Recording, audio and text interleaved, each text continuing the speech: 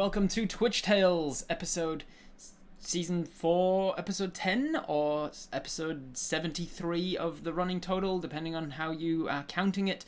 This one is a little bit hard to know which episode number it is, because we're doing a little bit of timey-wimey, wibbly-wobbly time travel kind of things through your memories. It's going to be confusing, but it's going to be fun. If you are just joining us, then this is a pretty good time to jump into the Twitch Tales story, because we're at the start of a new arc, but it's an arc that's already happened in the game, but it happened without us knowing about it. You'll see what I mean in a second. So, where did we leave off in the last episode? Well, in the last episode that actually matters, Apis woke up in the Gravedigger's chalet, a hut out in the Great Expanse, a huge section of forest. Apis had been dealing with some necromancy stuff, dealing with some zombies and skeletons and things with the Gravedigger in tow and their friend Mosh, who is a werefox. And they had done a detect portal and been shown this vision of this horrendous abyssal kind of portal that was nearby and spewing out all sorts of negative energy into the forest, and probably partly responsible for bringing back all of this necromancy stuff that's been happening in the forest.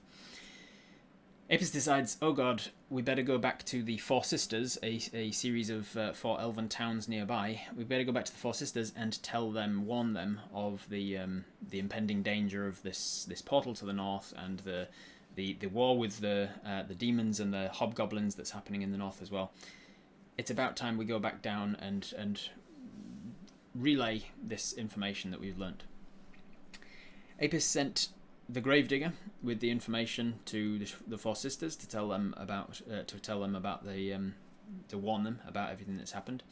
Apis also sent Mosh back to the frontier human town called Shadridge to warn them about the issue and also to deal with their horse, the horse that Apis bought for a single journey instead of renting it.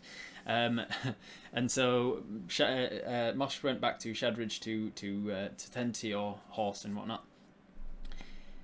You went to Helwarin. You grabbed the last of your things that were being commissioned there that were ready, like your purple arrow in your quiver here is an entanglement arrow. You got that. You also checked on your boots that were being commissioned.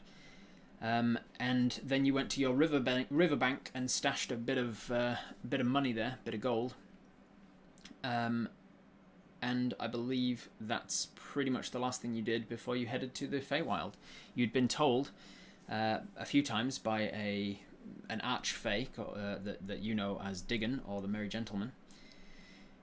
You'd been told to come to the Feywild and meet him because he knows things about you, in particular the reason that you're able to use planar magic as a horizon walker. So he told you to come and visit him, and he would be able to tell you a little more about that. You also have a feeling that he will be able to tell you about how to close or handle portals, now that you know that there is a portal to another dimension that is spewing out abyssal negative energy into the forest, and you probably need to deal with that. So you'd been putting it off long enough for time to finally head to the Feywild and meet with the Merry Gentleman. You used a series of your detect portal abilities and your Wayfinder beetle that can point the direction to nearby portals to hone in on a portal to the Feywild. And you find yourself standing in a clearing with a moss-covered rock that superficially resembles a chaiselong, and a small babbling brook, and it is late in the evening. The light is you're losing the light. It's been a long day of walking, and that's where we picked up right now. Horse in every town, yeah. We're a cowboy now. It's happening. You stand in a clearing between a mossy rock that superficially resembles a chaiselong and a small babbling brook. The sun is setting. It's been a long day of walking. You throw a handful of water into the air and step forward as the droplets catch non-existent rays of sunlight and split into beautiful prisms of colour. Each droplet seems to hit crystal from the ringing tones that you can hear, and the scents waft to your nose as though much closer than your surroundings would imply. you feel the air change. In an instant, your brain is assaulted with an overwhelming assortment of new sights, smells, sounds, temperature, and more. You go dizzy, and you almost fall. I will have you make a wisdom saving throw.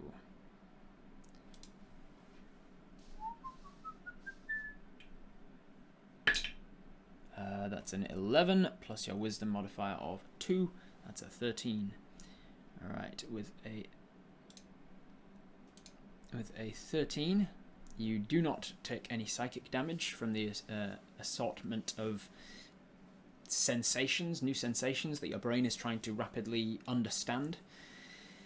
And you don't fall prone, but you do get dizzy. You sort of take a couple of steps, and there's a splitting headache sort of comes to your brain as your brain is suddenly switched from one plane of existence to another plane of existence entirely. The ground is soft and spongy beneath you. The dirt seems to be crisp, and the grass seems to be a bright green, a vibrant green. The grass shouldn't be this bright in this little sunlight. The forest around you begins to swim into focus again as your brain starts to make heads and tails of it all. You can hear sounds of critters scattering, receding into the forest. Perhaps they were spooked by your arrival.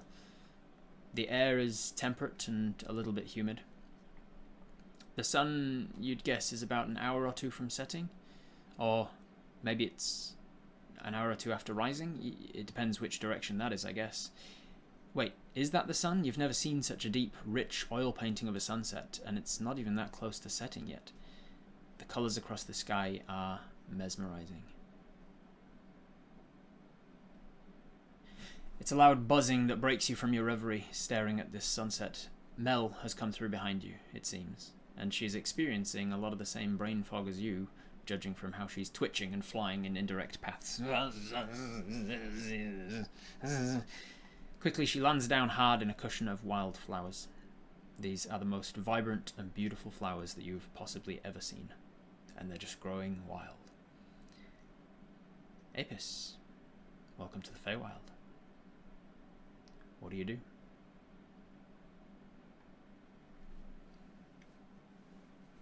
Did it feel this way when we entered the air realm? It did not. Your brain was not assaulted in the same way when you entered the plane of air. Immediately you sort of gather your bearings, you gather your balance, and head over to where Mel was, and you see that she's kind of on her side, just rolling a little bit in this cushion of flowers. Antenna moving wildly. Pick her up out of the flowers. Wow. Would you look at this, Mel? It's important to take moments like this and look at these sights. And why is everything so it's so bright, Apis? There are so many flavors and where's she kind of like shakes a little head, shakes a little antenna. Do some dubstep. Not our panpipes. Panpipe dubstep. Mel arrives in the Feywild, immediately goes for flowers. She just came down. She was like, I'm coming down. And she just aimed for the flowers because they were the softest. I totally just want to move around touching everything. That cannot go poorly in the Feywild. You scoop her up. Take it easy, Mel. Just slow down. This place is different. The air seems to react to your words differently, even like the vibrations of your sound leaving your voice. There's something just feels foreign about everything here.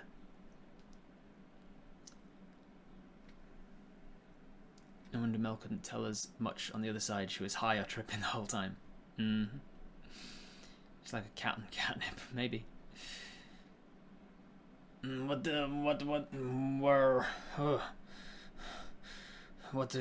are we? I think we're in the Feywild. This is a very bright place. It is. It's very bright. You look around and you see that the plants, the trees, everything that you can see, the sky, the ground. It's all saturated in colour. Everything is turned up, even despite the relative lack of light from the low-hanging sun. Is the portal still there? You turn around, you don't see any portal, but then again, you didn't see it when you stepped into it either. You only saw it.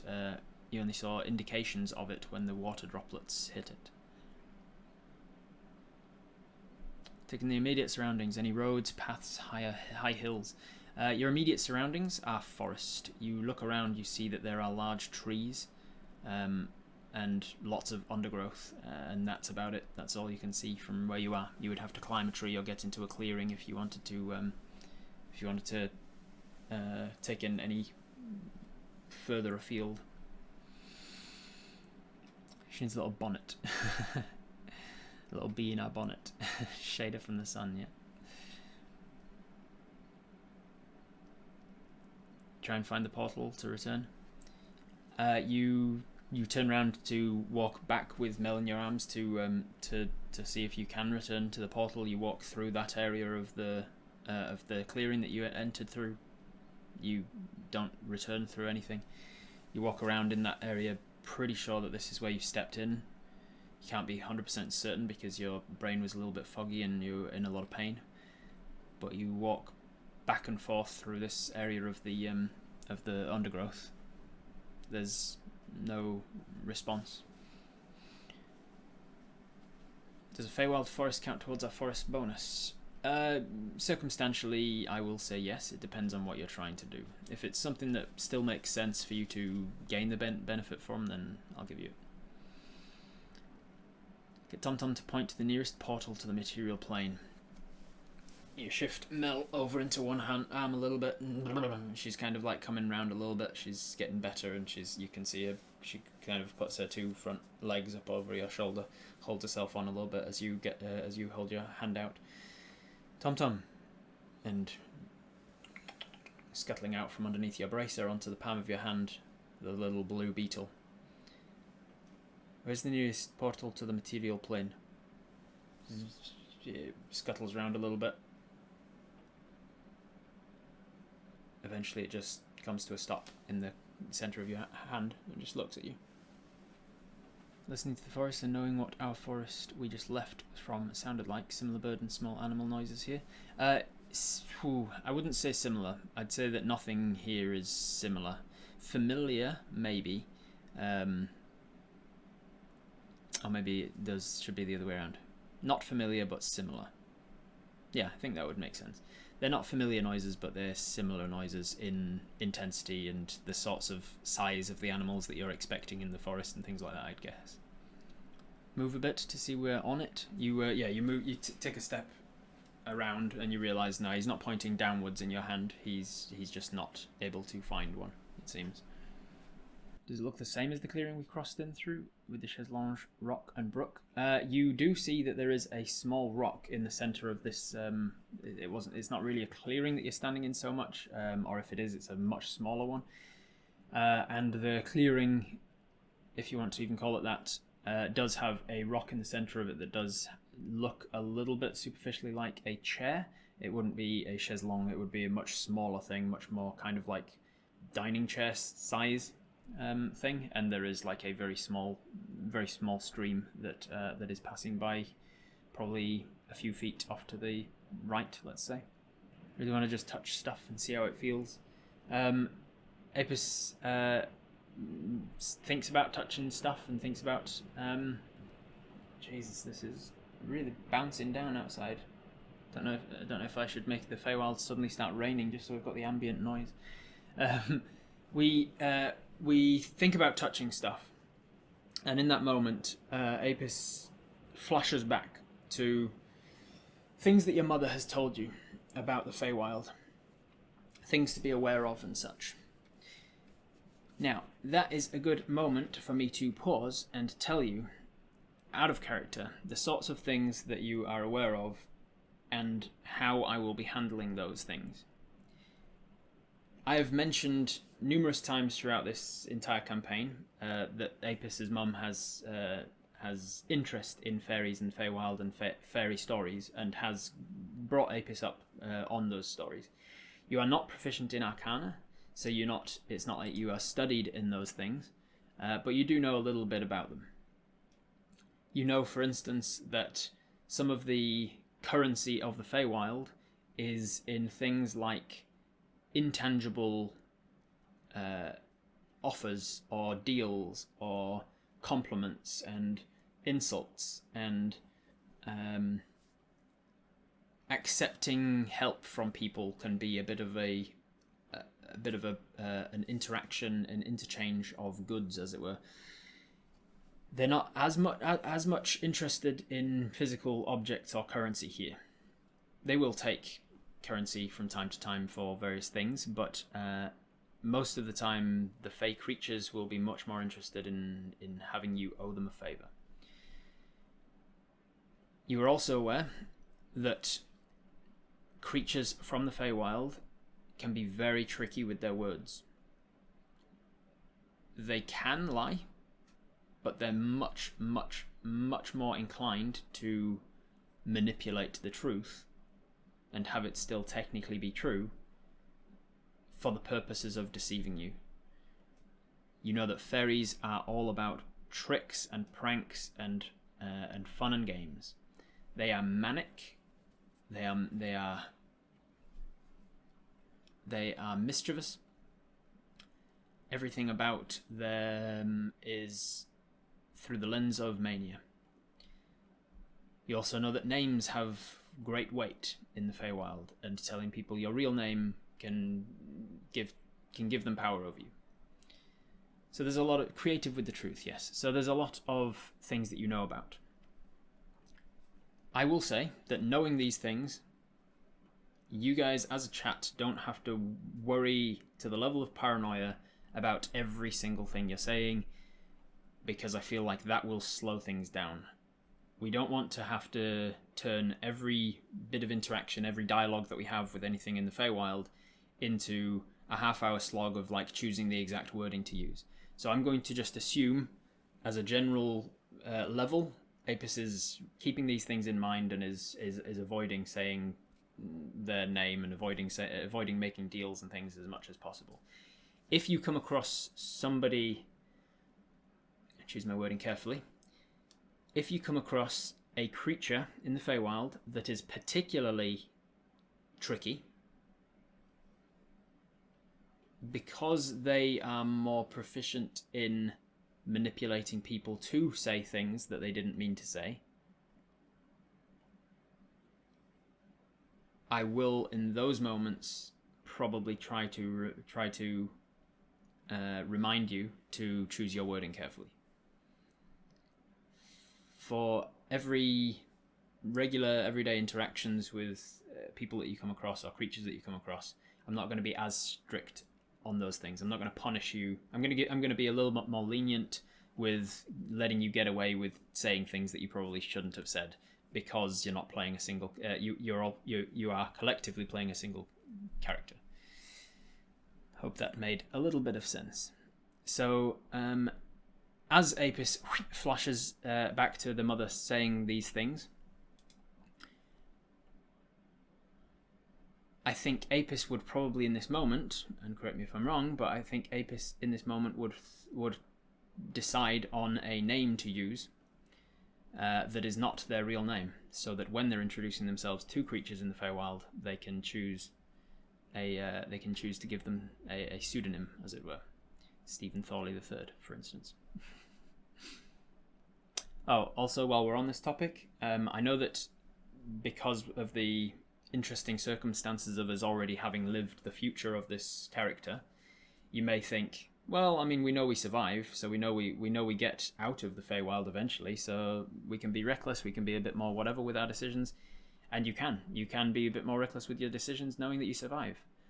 Or you can remember that magic exists, and so whatever you do here doesn't mean that there's no danger, doesn't mean that just because you are living in a few months' time, it doesn't mean that you don't die between now and then get resurrected by some archfey and then you owe your life to them.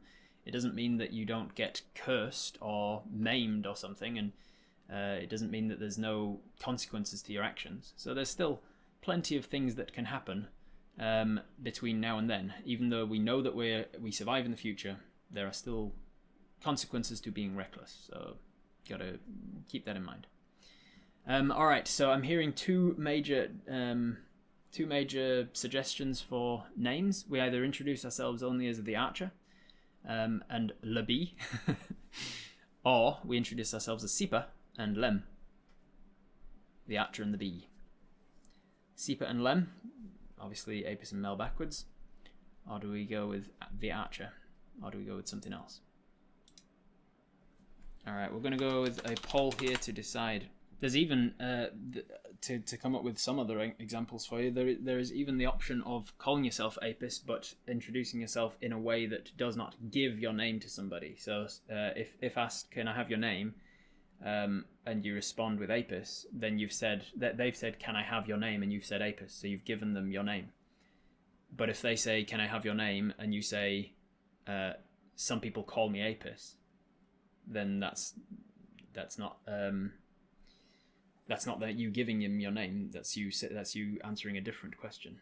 The name you can call me is Apis, that sort of thing. Yeah, you can call me Apis, or some people call me Apis, or one of my names is Apis, or any. There's ways to answer the question that is not you giving them your name. If you ever said my name is Apis, or just Apis when in answer to can I have your name, can we just assume we do that? In certain circumstances. All the pedantry of my kid trying to get out of chores. Yeah. I mean, that's a good sum up. Like, the Fae are essentially children. They are essentially... They have the intelligence of very wise Confucius-level monks, but they have the mischievous, pranky nature of small children. They will manipulate and try and work out loopholes, and they can, as I say, in my world, Fae creatures can lie, but they just very rarely do because it's not as fun. Like anybody can deceive or manipulate by lying. It takes like a bit more skill and a bit more fun and a little bit more of a game to make somebody believe something false without having lied to them. So it's like a cultural thing that Fae creatures will definitely manipulate and trick and deceive you, but they'll try whenever possible to do it without lying. All right, with an overwhelming 92% of the vote, Apis decides in this moment that when asked for their name, they will introduce themselves as the Archer and the Bee, or the Archer and the Empress, as I saw one of the suggestions come up. All right, the Archer and the Bee. Call me by any name you choose. That's usually the answer that the Merry Gentleman goes for when somebody asks his name. He says, I have many names, you can call me whatever you like. All right. Apis is my name. That's an interesting way of putting it. Apis is my name, suggesting that the name is ours and we're not giving it. Interesting. I guess it would depend on the Fae that you were talking to and the intonation with which you said it. So you look around the forest that you're in. Somebody asks, did anybody take notice of us dropping in? Nothing that you've noticed, Kindy. Now, I will have just a general perception check to see if you pick up on anything in particular around you. That one's kind of cocked over again with that. 8 plus and a forest bonus will actually because it's a new forest. And the colours are different, the plant species are different, the animal species are different. I'm going to say that forest bonus doesn't apply in this moment.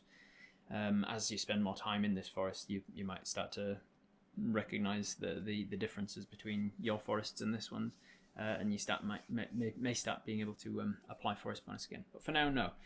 So that's just going to be a regular perception check, which for you at this level is a +5, so a 13. With a 13, you look around. None of this clearing looks familiar to you. Definitely don't feel like you've been here before. You also don't have any memories coming back to you of any previous times in the Feywild. You try and think back to previous times that you've been here. You know you've been to the Feywild before and don't remember it. Nothing is coming to mind. You do kind of get a clearer image of the memory that you already had of a time that you accidentally stepped, using your innate Horizon Walker abilities. You accidentally stepped into the Feywild, and you have now a much more vivid memory of the thing that happened up to a point. You were in a very bright, colourful part of the forest, kind of similar-ish to this, I guess. And then eventually you heard movement behind you. You turned around and saw a very small humanoid creature with large butterfly wings fly right up to your face. And then before you knew what was happening, they blew dust into your face, which kind of made you pass out. You fell to the ground, and when you woke, there was the Merry Gentleman standing over you, an archfey in a top hat and green suit, long auburn hair, pointed copper-skinned features, and he said, "A Horizon Walker, eh? Interesting. We've got much to discuss." And that is where that memory fades, as if something is specifically blocking it. Take 20 to explain the name plan to Mel. Clever. So you, in the moment, while Mel is she's now takes off from you and starts to buzz around. Her brain has started to pick up on the different sensations and started to readjust itself to know what her surroundings are.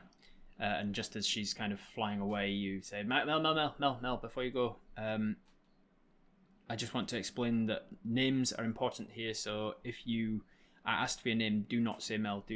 Don't ever give anyone your name. You need to tell them that your name is the Bee, and I am the Archer. And you don't say my name, and I don't say your name, and we don't give our names to anyone. While ever we're here in the Feywild,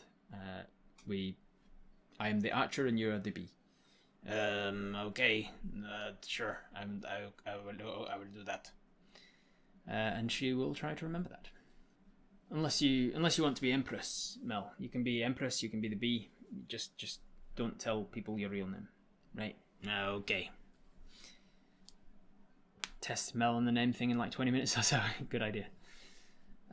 So looking around with that 13 perception, you can see that there are, you can hear there are critters in the forest around you.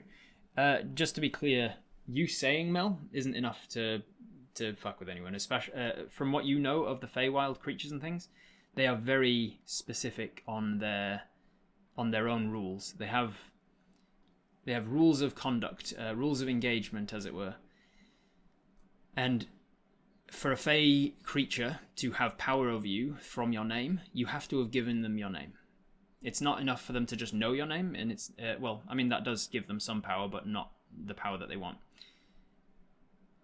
For them to know your name is one thing, but for you to have given them your name is another thing. And for you to have given them your name willingly and knowingly, that's even more powerful. That's like the rarest of the power, and that gives them pretty much ultimate power over you if you've willingly given them your name. If they just overhear you saying somebody's name to somebody else, then yes, they can do things with that, but not as much as they would normally like to do so, if that makes sense. Awareness of the name isn't the thing, it's the giving. The giving process is much more important to them, because again, it's about them being able to trick you into doing things, and tricking you into giving them your real name is much more important to them. Think of it like, I guess you can think of it like the copper, silver, gold situation of currency. Like, for them to hear your name and passing, that would be like a copper piece to them. They'd be like, okay, I can do something with that, but not a lot. If you give them your name, that's like a silver piece, and if you give it to them knowing that you're giving it to them, then that's like a gold piece, probably, something like that. I wonder if we did that the first time we were here. Maybe. Alright. So what do you want to do? It might be funny that I've suggested both playing panpipes and casting Pass Without a Trace. I swear it made sense in my head. Casting Pass Without a Trace by playing the panpipes. It's probably a good idea because I have mentioned that Pass Without a Trace deadens all sound around you. so casting playing the panpipes after deadening the sound around you makes it much better for everybody else. Maybe we just choose to change our name at some point in the future. Yeah. So what do you want to do, guys? You're standing in a clearing. Well, not really a clearing. You're standing in a forest. Look for used trails and footprints. Okay. This part of Apis wants to cast a spell and see if it works. Alright, so you have 4 first level spell slots and 2 second level spell slots. It is late in the day as far as your body is concerned. You've been walking all day with Mosh and the Gravedigger. You've been going through the forest. You've been stressing about the necromancy stuff that you dealt with last night. You've been stressing about seeing the portal to the abyss or whatever it was, the evil portal that you saw. So there's a lot gone on for you today. You've also been to the Helwerin, and you've been to your river stash, and then you've travelled through a portal and your head's all kind of fuzzy because of it. So there's a lot been on for you. It's late in the day as far as you're aware. What do you want to do as you find your bearings? I will say with Commander Steele's option there to look for tracks and things. We'll go to a dice cam. We'll roll a survival check. 6 on survival. Either I'll give you disadvantage with your forest bonus attached, or I'll give you regular roll and not apply forest bonus. I think it makes more sense to do the former. I'm going to allow you to add your forest bonus because you know how things leave tracks, but because it's not a forest you're familiar with, I'm going to give you disadvantage on it. 2. So 2 with disadvantage, but you do get to add your forest bonus, which takes it to at this level, that's a +8. So a 10. Rolling a 2 and getting a 10 is still very, very impressive. But if there is forest, if there are tracks, if there is indication of footprints or hoof prints or anything like that, it's hard for you to ascertain. You do manage to see a couple of footprints with a 10. You do find a few tracks, but nothing that's recent or obvious. It seems like it's actually, what weather is it? I was going to say it's not raining, but I haven't decided that yet. What weather is it right now? Oh yeah, it's definitely not raining. It's the least. I got a 1 on the dice, and I usually go the lower it is, the less precipitation there is. It is a dry day. I said that it was a little bit humid, but it is dry. As such, it seems like it hasn't rained for a while either, and so any footprints that you do see are like scuff marks, and it's more broken twigs and tusks against lower tree bark and stuff that's going to be the signs of animals or signs of life, not necessarily footprints in mud, because there's not really mud around. As for Spates' suggestion to cast a spell to see if your magic still works, what do you guys feel about that? Put a thumbs up or a thumbs down as to whether or not you want to cast any kind of a spell just to see if your magic still works. You might have something that's useful to cast anyway, like Pass Without a Trace or something. So you can kill 2 birds with 1 stone. But right now, Apis is not 100% sure on whether or not their magic will work in this plane of existence. We hear anything except regular forest noises, not with a 13 perception from earlier now. Alright, ooh, interesting. Pass Without a Trace sounds harmless. It sounds harmless, but it does take one of your spell slots. Interesting, kind of hard to tell here. Interesting. Let's put it to an actual poll, because you're a little bit divided on it. Cast a spell. I think I'll put it to a poll as to which spell we would cast. Cure Wounds doesn't really make sense because nobody's lost any hit points, and your fuzzy head is coming from your brain still organising your senses, so it wouldn't be affected by Cure Wounds. Hunter's Mark could make a little bit of sense because you're trying to tap into the sort of nature druidic magics and things, but I don't think there's anything in particular to Hunter's Mark at this point. Protection from good and evil definitely makes sense. Protection from good and evil. Zephyr Strike doesn't really make a lot of sense. Pass Without a Trace.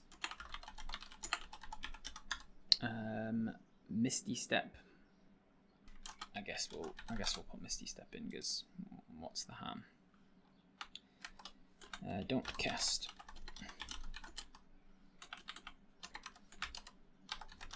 Casting protection from evil and good's hard to know if we've accomplished it. It's a good point, yeah. Unless something attacks you or whatever in the next 10 minutes, it's hard to know whether it actually worked. Can we tell if it works? It doesn't really, like, you could...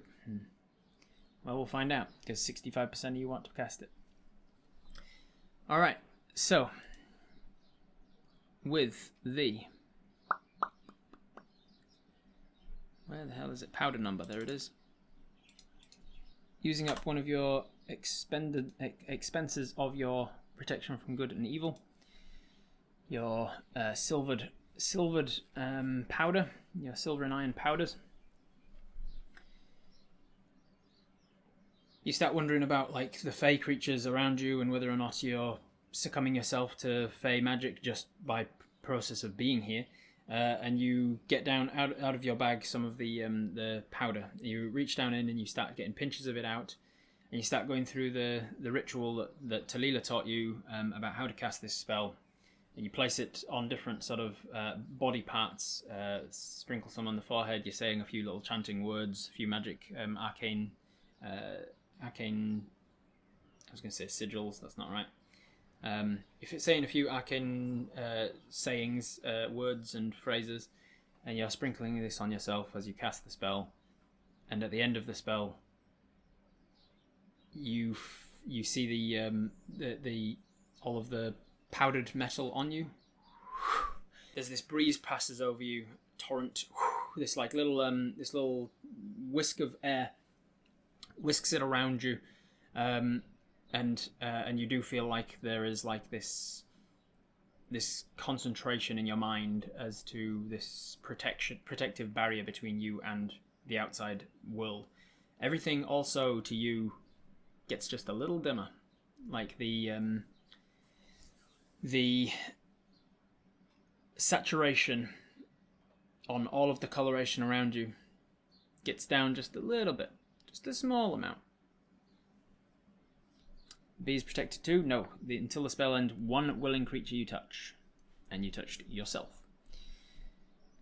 So for the next 10 minutes, or until you drop concentration, you are protected from good and evil. And the spell seems to have worked.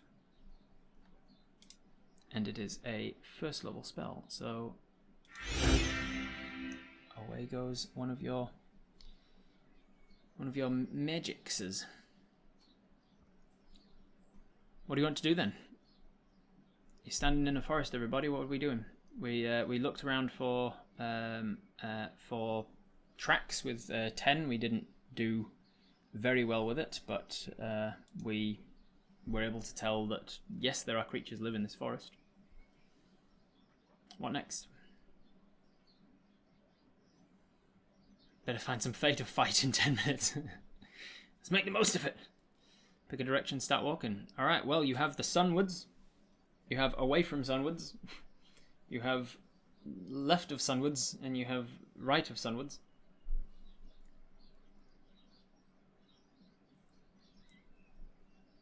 Ask the bee to fly up and check surroundings.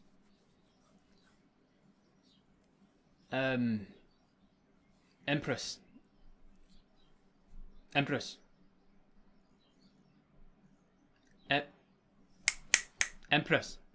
Well, oh, so you talk. Sorry. Yes. What?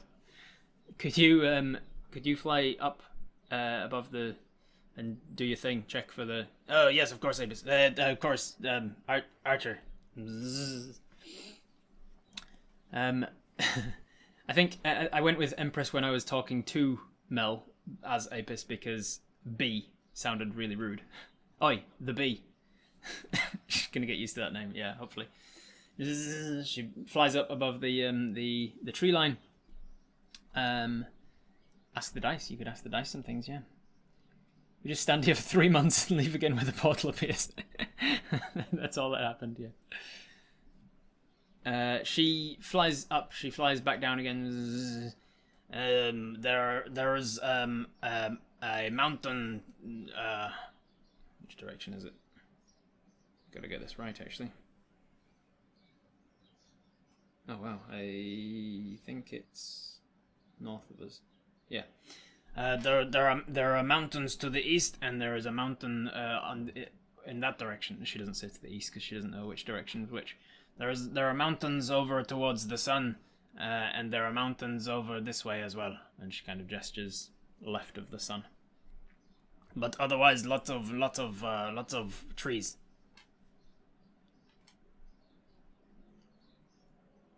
Rob looked way too excited about using the dice. I don't know what you're talking about. You guys want to use the dice? You could use the dice something. If you wanted to ask the dice anything, you could ask the dice anything if you want. If you want to use the dice for anything, just saying, you could use the dice if you wanted to use the dice. The dice that are from the Feywild, you could use them if you want. You could ask the dice, will the mountains at the sun lead us to the MG? No, that's not. What? Was I a bit overzealous with wanting to use the dice? I don't know what you're talking about.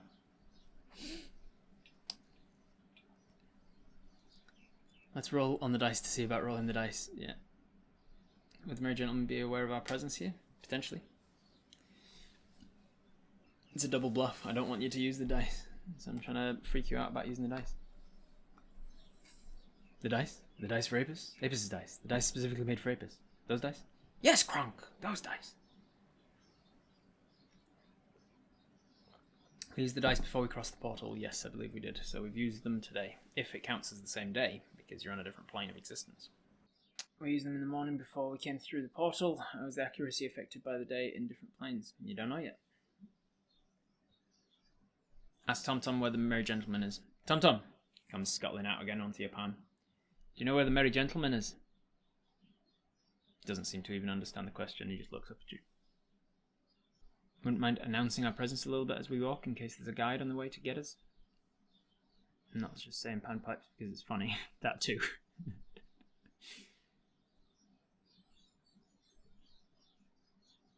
But by telling us it's a double bluff, it might be a triple bluff. It might just be a troll. Might be no difference to using the dice on this plane of existence.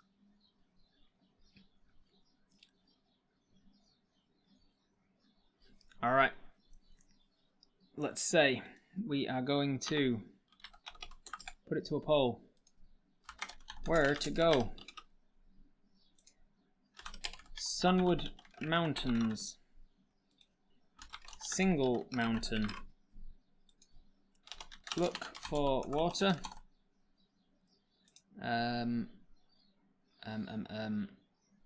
Choose a random direction.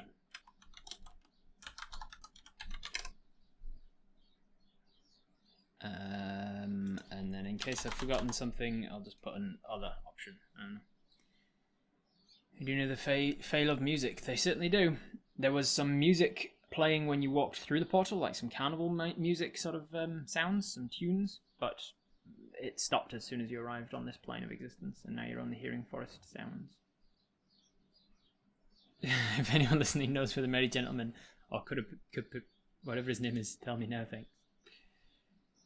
Apis just says this to the forest.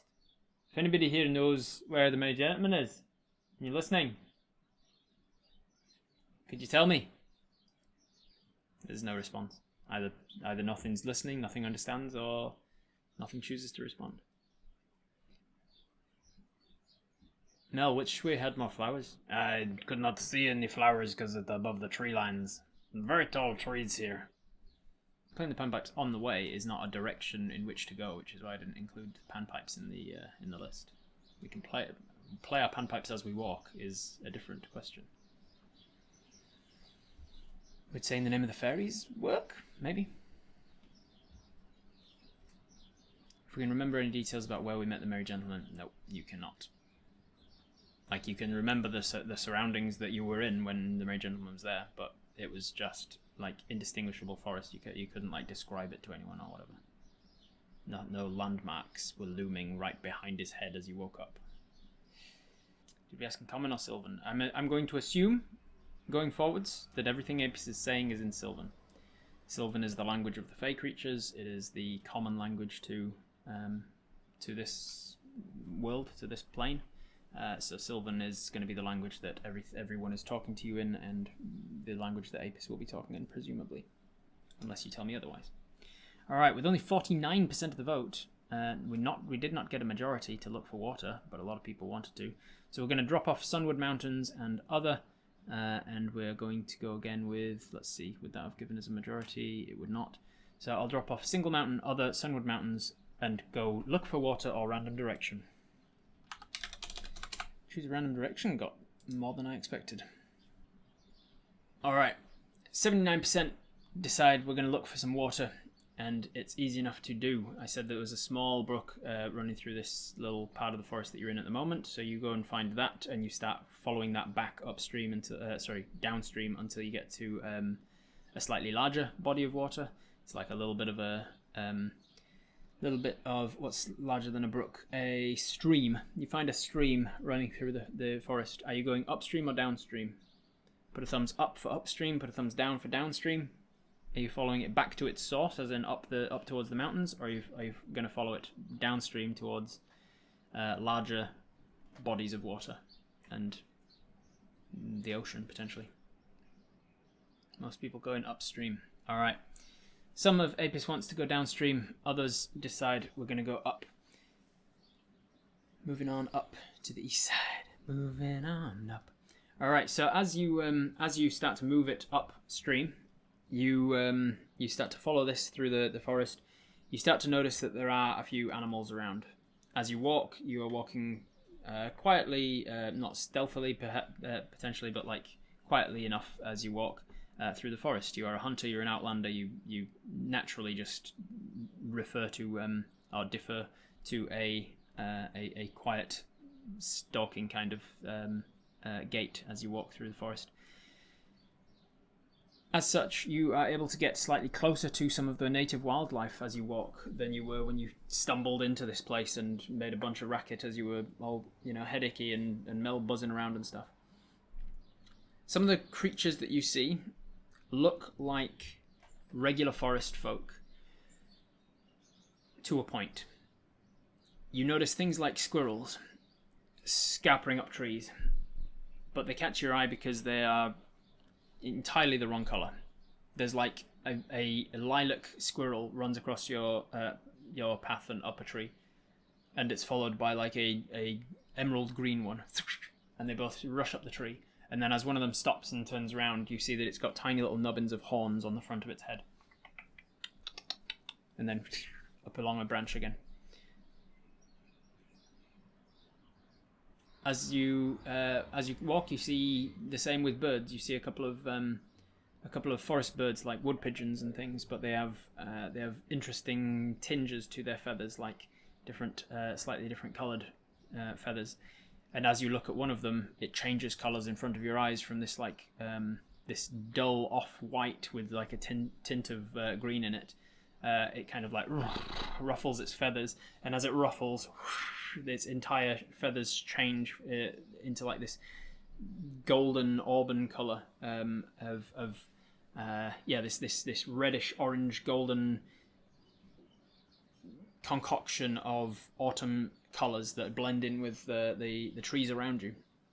As you walk, you notice that this forest that you're in is largely autumnal in its seasonal quality. You also notice at one point a set of tracks that lead to a snuffling noise in a bush nearby, and as you pass, you look across to your left as you're passing, and a good 40 feet away off to your left is this pig-like creature, but it has 6 legs, and it's just like snuffling for truffles or something in the ground, and it's got like little horns on the front of its head. It kind of sees you and stops, and you kind of stare at each other for a second. You continue to back away, knowing how dangerous boars can be if they feel threatened, and eventually goes back to snuffling. At least they're not half dragon squirrels yet.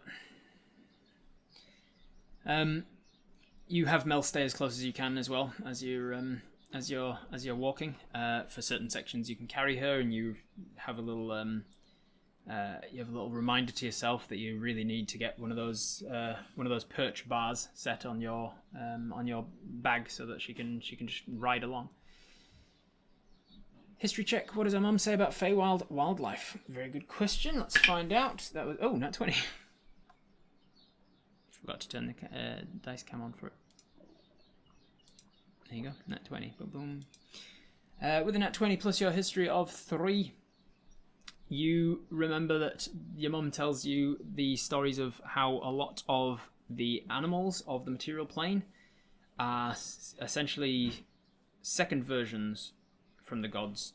The gods have created the animals of our world, often based on the animals of the Feywild, but made less of a pain in the ass.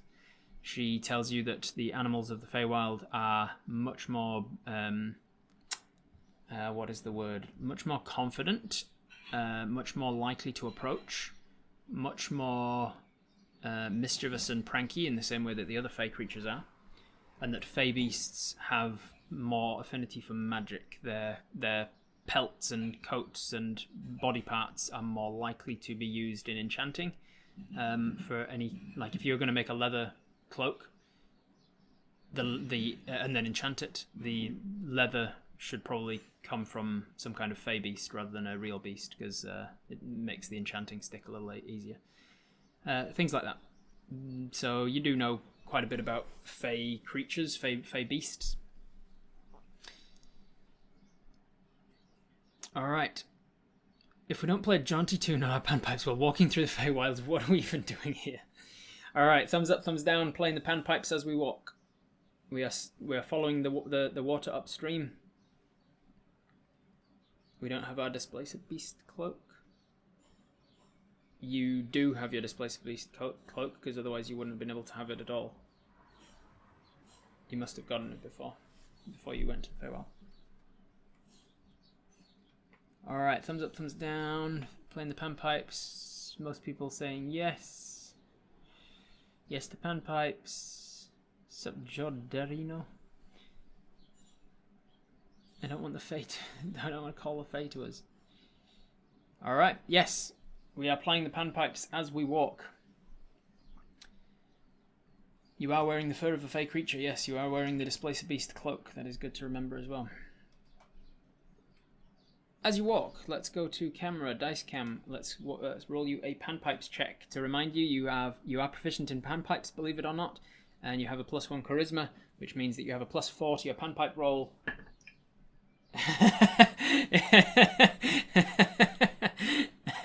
Apparently, you just need to be in the Feywild. Apparently, all the problem has been so far is lack of inspiration in the true nature of where panpipes should be played to their fullest. Apis is fully inspired. Apis is fully inspired by being in the Feywild, surrounded by all of this beauty and majesty, and feeling like a satyr. And there's no one around to hear us except the squirrels. Yep. Yeah, you wasted a nat 20 on panpipe performance checks. Those pipes have come home. Apparently they're panpipe, they're Feywild panpipes. So Apis brings out the panpipes, and Mel gives you a side eye as you bring them out. But you kick up a tune, and there is something about being in the Feywild that just feels right. And you start to play. It is beautiful and majestic. And as you play, you feel like the wind is carrying your notes further than it should. Like it's amplifying them. You feel like there is something about the surroundings of the forest that is taking your notes and almost like fuel. The forest feels like it's getting energy from your notes. After you have walked for a little while playing this song, just jamming, just jazzing. You start to realize that for the last few minutes, you've not been alone in your panpipe music. There has been melodies coming in, and almost like you were hearing them as an echo before of like your own melody and your own harmony and things. Your own melody. You're starting to hear the harmonies. You kind of come out of this reverie of playing to realize that there are other tunes, there are other notes, other instruments that are somehow involved in this, and it is beautiful, and it is energizing, and it is exciting, and it makes you almost giddy with like a really good jam session where like you're just vibing with each other. Whoever it is that you're playing with, whatever it is that you're playing with, something is playing as you're walking, and it doesn't seem to be coming from any particular area. It's just around you in the surroundings. It is a beautiful music, and it starts to conjure images of you, of things for you. I don't imagine Apis has synesthesia, but in this moment, they experience it. You start to feel emotions based on this sound. You start to hear the music, but see colours. There are splashes of paint from each tone, and then there are some that are like drawn out with beautiful strokes on this canvas of your mind, and then there are little trills that you do that look like flourishes or flicks, and you're seeing splashes and streaks of pigment. Eventually, you're starting to see these actual images and beautiful emotive scenes and tableaus in your mind that evoke feelings of romance and love, happiness and joy and ecstasy. And you realize that the sounds are getting stronger and the images are getting stronger. The volume is getting louder. Eventually you realize that you're not even playing anymore, and your hand has dropped to your side as you're staring ahead through the trees at this beautiful large pair of eyes. This long serpentine reptile is floating, undulating on the air currents through the forest towards you. It's probably about 12 feet long from nose to tip, and it has this broad, flat head, like a shovel sort of shaped head with large bulbous eyes on top of it. It seems to have reptilian scales in a deep, a royal blue, and the scales seem to be so small and compact that it gives it this kind of velvet-looking appearance to its skin. As it undulates towards you, it seems to be flying on these huge neck frills that lead down from the back of its shovel-like head, all the way down its long neck and to about halfway down its body. On the front of its torso, you can see these small arms kind of curled up underneath itself, and in its back, these large, powerful legs before its huge, like 6-foot-long tail. As this creature flies closer and closer, Mel sort of buzzes back instinctively, taking off from you and sort of like hanging nearby. And then the song suddenly changes. In an instant, these evocative sounds and pictures of romance, it seems to stop. And you hear for a moment a call and response was happening. It wasn't just this creature that was singing, but there was another creature responding to it, that he was kind of blending into it in this beautiful harmony. As this reptilian creature seems to see you, it stops. It stops singing. only for a moment before it starts again. But the song that it chooses this time is dangerous and frightening, and there is this sharp notes and tones that immediately, in a similar way, still seem to like splash evocative colours in front of your mind, but these are like dark reds and blacks, and feelings of evoked in your mind of blood and terror. There is this assault of fear in your mind, and I need you to make a wisdom saving throw as the earworm sings the fear song. I'm gonna have to find music for this. Good luck. Oh, not bad. Alright, with a 19 plus your wisdom of 2. The song begins with all of this fearful emotion, and you feel your anxiety raising in your chest. You realise all of a moment, holy shit, I just walked up to what seems to be some kind of weird dragon thing, and now I'm gonna die. There's a moment of that fear, and then you realise it's not real. Like the visions that it's giving you, the evoked emotions, they're all a product of the power of music, and not it's not an actual danger that you're in, as far as you can tell. But I will have you roll initiative, because now it's done something hostile towards you, and you might want to do something back. Alright, your initiative is a 3. Do you wish to use your inspiration or lucky horseshoe to re-roll that? I will roll initiative for the creature and for Mel. Can we communicate with it by playing a panpipes? Potentially. You could potentially try. If protection is still up, it is not. Protection lasts for 10 minutes. You've been walking for a lot longer than that. Alright, we're not going to re-roll that. We're just going to go last on initiative, it seems. Okay, so as the earworm attempts to frighten us, it realizes that it has failed.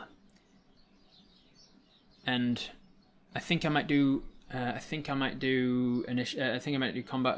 combat a little bit different than I usually do. Often when I start combat, I will draw somebody at random and one person gets the chance. I feel like Apis is able to come up with some more cohesive idea of what to do on their turn, so I'm going to leave it as a group collective for now. See if we can handle it this way. All right, the first thing it does. Actually, Mel goes first. Mel also had to make the wisdom save against the fear and failed, so she is frightened and has to take the dash action and move away from the worm by the safest possible route on each of its turns, unless there's nowhere to move. And if it cannot move, it can take the dodge. So Mel, no, and then she suddenly takes off and she dashes. And Mel's got a 50-foot fly speed, so she goes 100 feet back from where you are, and just starts setting off into the forest. That is Mel's turn. It is now the earworm's turn, and it could choose to continue singing on the fear. But now it's gotten rid of the bee, and it has to get rid of you. So what is it going to sing instead? It is going to sing... It is going to sing you to sleep. The song that it's singing suddenly switches again. And it's... you can see that while I'm saying singing, this creature is moving its vocal cords. You can see this like undulating of the body as it's just kind of floating in space, on air currents almost. Like the neck frills don't seem to be large enough to actually hold up a body of this size. So it's obviously held aloft by more than just physics, it seems. But you're also seeing that as it's floating, you can see that these neck frills, they're actually vibrating themselves as well. They're like undulating skins of a drum, and there is smaller frills that don't seem to serve purpose for flight, but they're almost like the various complicated folds of a pinna of an ear. There's lots of smaller folds underneath these folds, and they seem to be resonating and vibrating adding vibrato to the song that it is singing. It's using its whole body to create music. It is going to use the sleep song as it switches these visions of these black and red colorations of splashes seem to switch. They're now like pastel colors that are being evoked in your mind. There's feelings of calm and your anxiety is being reduced, and it is trying to lull you to sleep. So you need to make a wisdom saving throw again. That's a 17 on the dice plus your wisdom of 2. As you start to feel a little bit woozy, you're like, nope, no, and you shake it off. You can see that this creature starts to fly upwards with its movement. It's realizing that you're not succumbing as easily as creatures might. So it is starting to get up a little bit out of your reach, at the very least. It's now about 20 feet from your face, but it's about 40 feet up in the air. And it is only about halfway up one of these large trees that are about 80 feet tall. Large, tall, thin trees. Well, not that thin, actually. Alright, that is its turn. What do you want to do, Apis? As a collective, what do you guys feel like doing? Mel's fear snaps off as soon as the creature stops singing. So we are going to back away. A bunch of people agreeing that we're going to back away. We're going to play the panpipes some more. One person wanting to shoot it with an arrow as a warning. Scoot around it, back away while playing happy things. Play carnival music while backing away. Alright, most people agreeing on that course of action. So Apis, on your turn, you are going to try and play the panpipes again. You are going to use your panpipe proficiency +4. Let's see how it goes. Oops, I'm going to roll that again in the tray. 9 plus 4. Under the pressure of the moment, we're back down to a below average roll. 13 total, though, is above average at the very least with your proficiency. With a 13, you are trying to persuade it that you mean no harm. You're backing away. You're playing some panpipes. You're trying to harmonize with it, or trying to show it in some way that you mean no harm. You notice. Actually, I'll have a perception check in case you don't notice. 10 plus your perception. For reasons I'm not going to give you forest bonus here because you don't know these trees well enough. So you notice with your perception, though, with a +5, yeah, 15, that as you're backing away, you hear the sound of singing, as if it was the second thing that it was harmonizing with originally, has now come out looking for it, and you can hear that there's sounds of singing, almost trying to harmonize with you and your panpipes that you're playing there with the 13. You're backing away and you're playing the panpipes, and then you hear the harmonizing coming to your panpipes, and it's coming from somewhere way above you and slightly behind you, between you and Mel. You're not sure whether your panpipes idea has worked or not, but that is your action. That is your movement. You've got a bonus action if you want to try anything in particular. Things you can do with bonus action: Misty Step, Zephyr Strike, Hunter's Mark, Planar Warrior.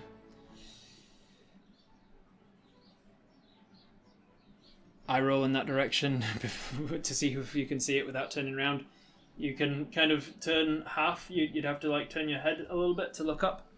And as you look up, with a 15 perception from before, sure enough, you see wrapping itself around one of these larger trees, like seemingly coming out of one of the trees. You're not sure how that worked, but you don't have time to think about it.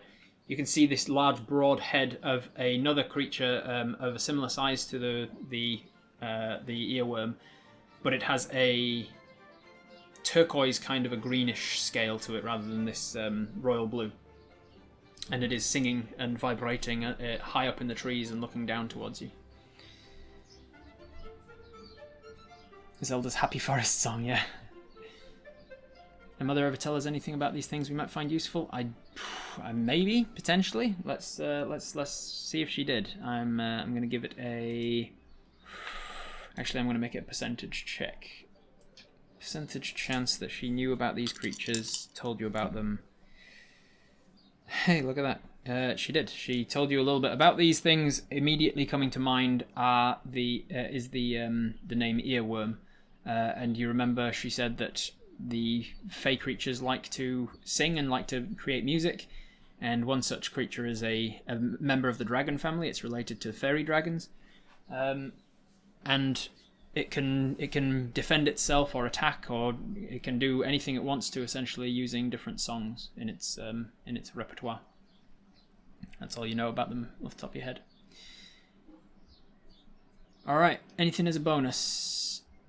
I'm not seeing any options for bonuses being suggested, so you're just going to kind of like continue this, like playing the panpipes, hoping to show that it's not a threat. It's not a threat as this dragon comes bearing down on you, essentially.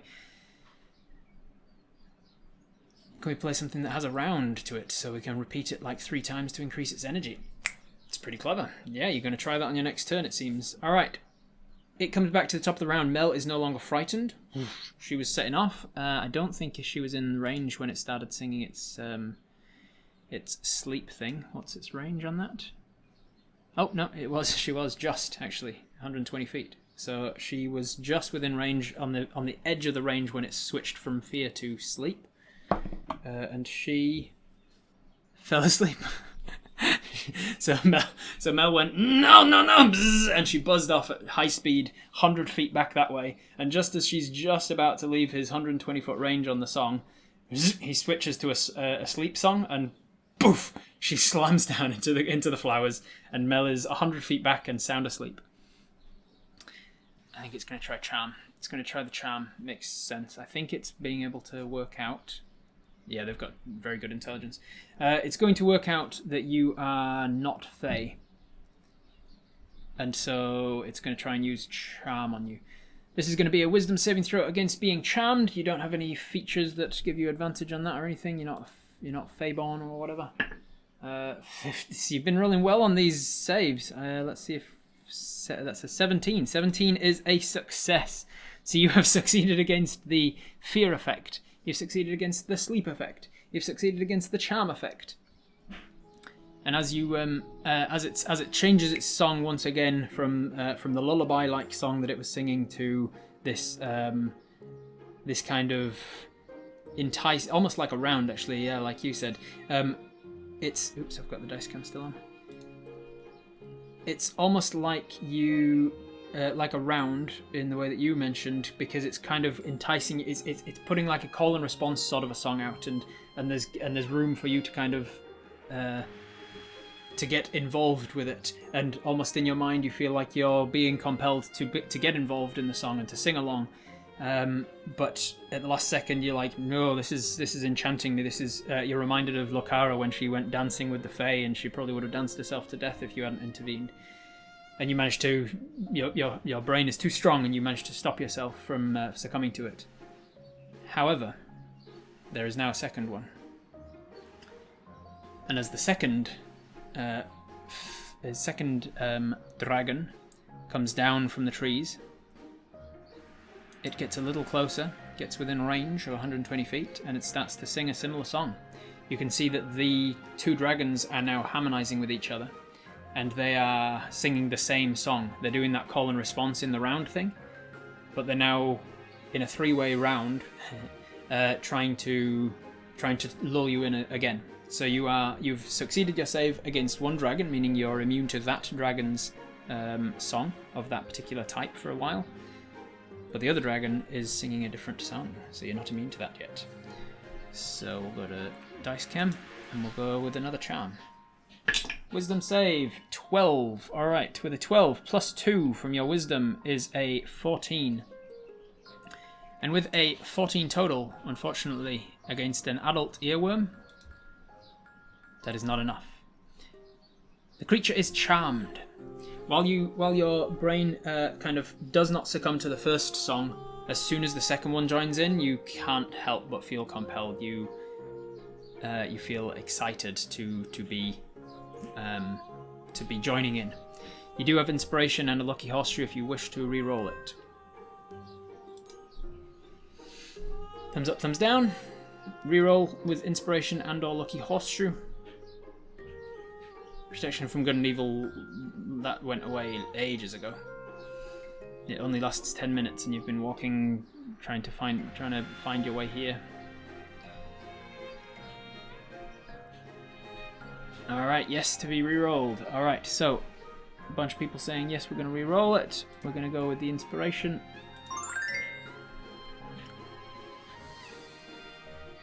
And we're going to re-roll.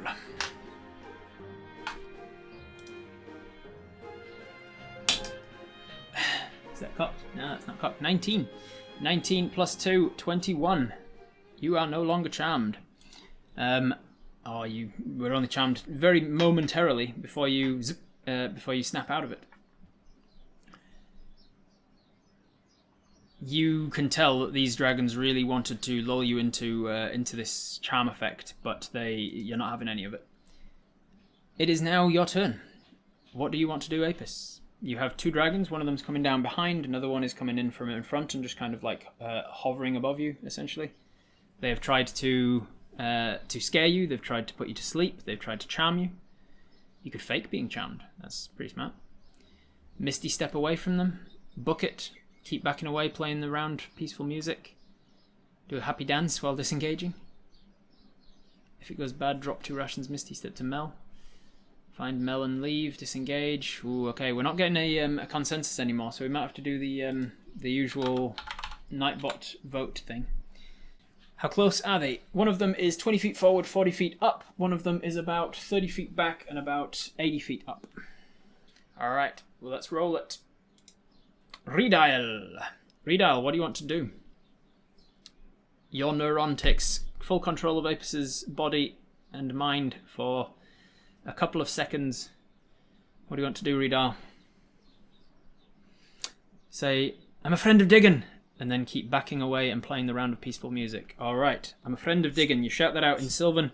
I'm a friend of Diggin'. And then I'm going to roll for something real quick. What is the chance that these guys know Diggin', and what is the chance that they know him by name?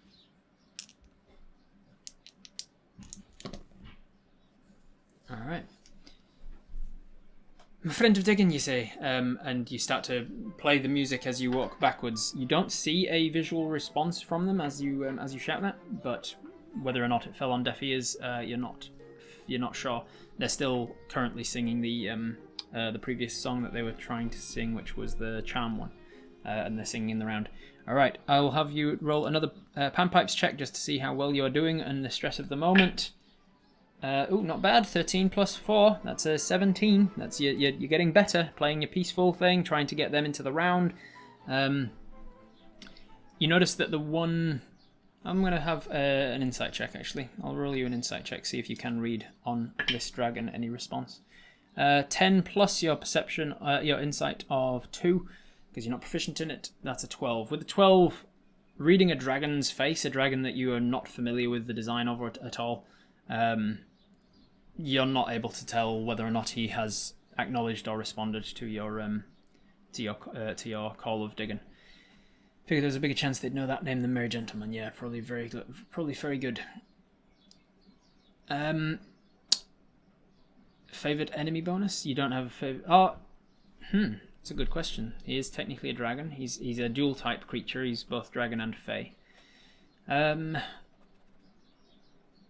not going to give you a favourite enemy bonus because it's not a dragon that you have read about. It's not a dragon that you're that familiar with. Good calling out, but I think circumstantially in this moment it doesn't seem to make sense that you would get your any sort of favoured enemy bonus to that. Alright, so you've stepped away. It doesn't seem to have been following you. Like, as you've been stepping back and playing, it doesn't seem to be joining in with your tune. But it is still singing its own, and it is still like this call and response. It's not the most dissonant of jam sessions right now, but it's not vibing in the same way that when you were walking into the area it was. It is back to Mel. Mel is... does she get to remake the save against the sleep? Let me check my notes. Creature may repeat the save at the end of each of its turns. So at the end of the last turn... she failed the save, so she stayed asleep. Then it went to his turn, and he stopped the sleep spell, but then started a charm spell. she's technically still within 120 feet. Actually, she was going forwards and then fell asleep, so she might have fallen out of the 120 foot range. Let me roll to see if she is. she's still in the range, so she might be charmed as well now. All right, Mel. She wakes up, and she is, what's her wisdom? She's charmed. So she's.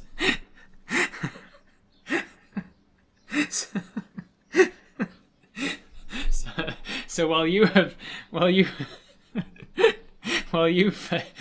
succeeded against every one of the attempts from this dragon, the bee 120 feet away is succumbing to every different effect. She's like, oh, I'm scared, I'm asleep, I'm charmed. she can't catch a break. Poor sweet Bumblebutt. She's charmed by the dragons. The creature is charmed. While charmed in this way, the creature sees the worm as a great friend to be protected.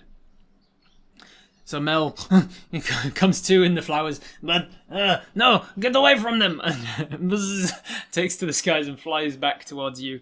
With a dash to get there, she flies back and she's like coming in towards you. Get away from them! And she's essentially interposing herself between you and the dragons as best she can. Get away! Stop it! Get away!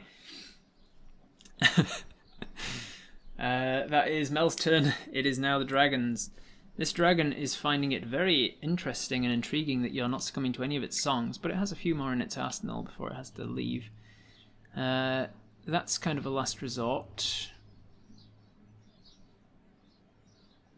What does the dragon do? We're friends of Diggin, you've shouted, and then you've started backing away. It's getting down to the last ones. It's gonna use this one. It starts to oh wait, it's got Mel charmed. Maybe it just continues with this song, keeping Mel charmed, so that she can protect it from you.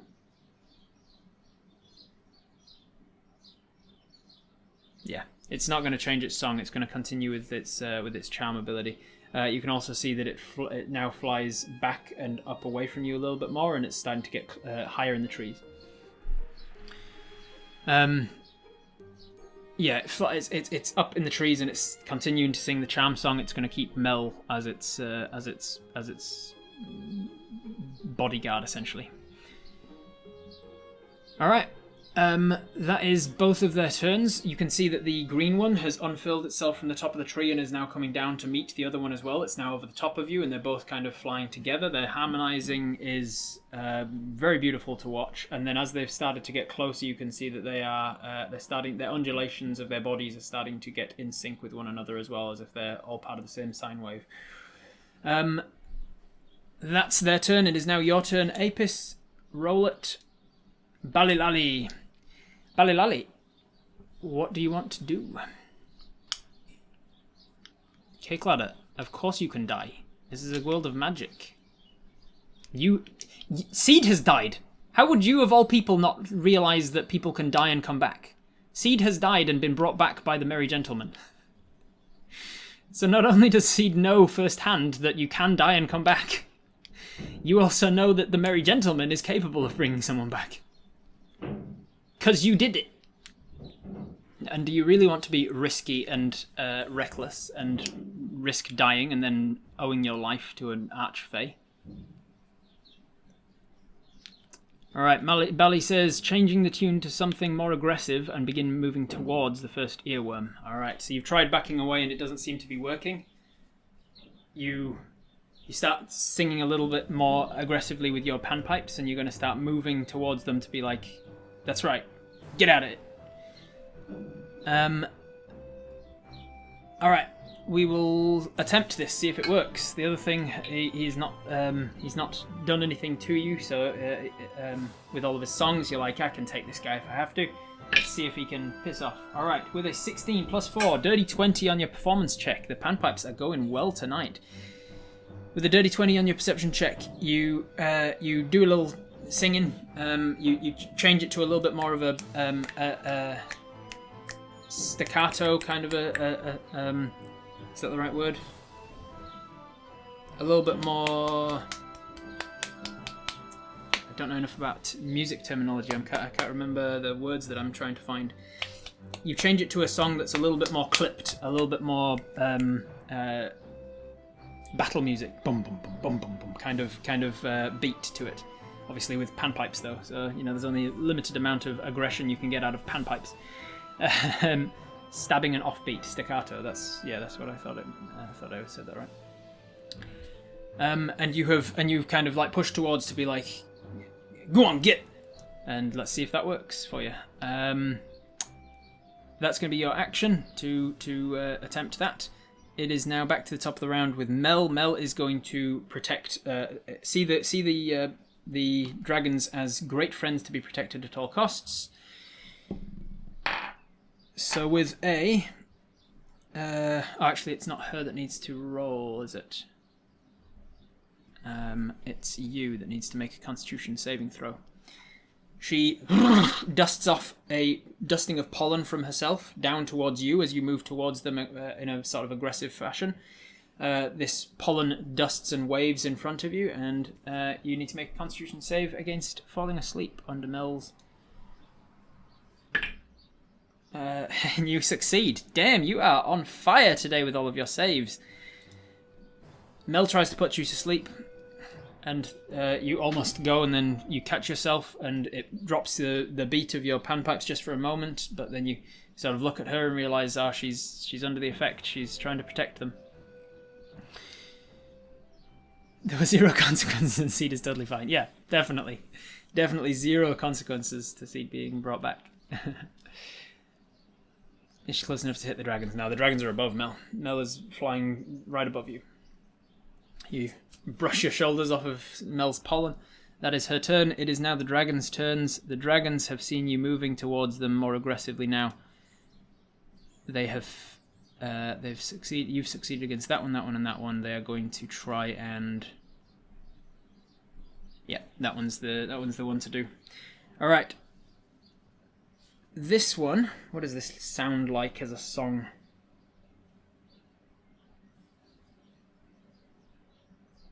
This one sounds cutting. She reroll against Charm at the end of her turn. Thank you for the reminder. She does, and she succeeds it.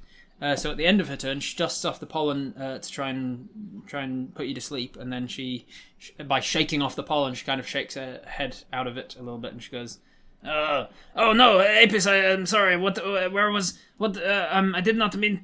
I think the dragons are singing." Go on, get. You attempted to go on, get, and you definitely did, yeah.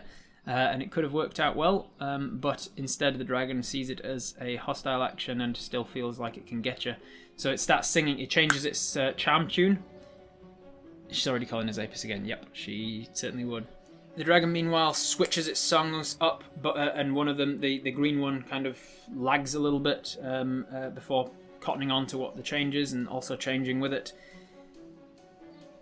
They're going to harmonise on a song with very sharp tones and very sharp notes to it, very cutting, and it does feel like it's almost cutting, like your brain feels a little bit like it's getting in there, and it's trying to like sever certain parts. You'll see what I mean if you succumb to it. This is going to be a wisdom saving throw. A 2! Alright, we have failed one finally. Do you want to use your last reroll? You have a lucky horseshoe. Looks like yes, we are going to use the lucky horseshoe. Alright, lucky horseshoe it is. And with a reroll, a 9. 9, unfortunately, is still a failure. As you fail, this song has the effect of paralyzing you. The creature is paralyzed. While paralyzed in this way, the creature is unaware of its surroundings. So as it sings this cutting, sharp song, it gets into your head, it gets into your brain, your nervous system. Something doesn't feel right, and then you start to lose connection to your body. You start to lose connection to your hands, and your nervous system shuts down, and you go into a blank state. Mel, meanwhile, also fails. She paralyzes and poof, drops to the ground by your feet. As the dragons both paralyze you and you are unaware of your surroundings, they continue to sing as they, on the next turn. She's having no luck. She's succumbed to freaking every one of them. It comes back round to your turn, and at the end of your turn, you can repeat the save because on their turn all they're doing is continuing the song. That is also a failure. That was a 15, and then a 9. I should be doing this on camera. Sorry, and then an 11. And then finally a 17 plus stuff. So it takes you like 5 or 6 rounds to break out of it. And as you break out of it, as you snap out of it, you can, like, you're hearing this song in your head. You're hearing the music of the song kind of playing over and over again. But you look around and you realize that it's kind of just echoing through the forest, and there's not the dragon in sight. They're not where they were, like 30 seconds before, and they're not around you. They haven't closed in to attack you or bite you, but you do hear crunching feet from behind, and you spin around quickly, dropping your panpipes, getting you quickly going for your arrow or whatever, and you see a humanoid approaching you. This is a humanoid of quite a tall stature, probably around 5.5, 6 feet tall. And they look elven, except for the fact that they look kind of like they're partially plant, perhaps. They have this skin tone that seems to resemble very closely the orange and red and yellow leaves of the trees in the forest that you're standing in. It's almost like a natural camouflage for them. 5.5 is tall. I mean, yeah, you're a dwarf. You're about 4.5. So for you, 5.5 is tall. They are fey, definitely, by appearance, and their skin and clothing resembles autumnal colours and leaves and plant-like materials. They have an almost silky-like texture to their skin. It seems as they walk towards you, you reveal more of their features as they're getting closer. They have long pointed ears, pointed to the extreme, much further than that of even elves. And their eyes are like a deep hazel, and much wider irises than you're used to seeing. Their chin is long and pointed and has this sort of like a almost looks like a goatee beard, but you realise as they get closer that it's almost bark-like, a bark-like roughness to the actual skin itself. You lower your bow, and sorry, I didn't notice you. I was more away. How are you this fine day? You glance down at their hands, just sort of instinctively checking to see if they're a threat, and you can see that one of them is holding a large knife, like a hunting knife sort of a situation, and the other one is holding like a small canvas bag that seems to have something in it, it's probably only about this big or so, but it's like heavy with something. Other than that, they have a rope over one shoulder, like a coiled up rope, and some climbing gear. They seem to be wearing some kind of like a harness to assist with climbing, and then sturdy boots. You lower your bow. I didn't notice you, sorry. And they say to you, they respond to you back in Sylvan. Say, you are lucky that the earworms did not wish to feed. You are unwise to interrupt them during courting. That was courting. Yes, you are unfamiliar with earworm courtships. The song was just so beautiful. I couldn't resist. Their song has certain beauty to it. Yes.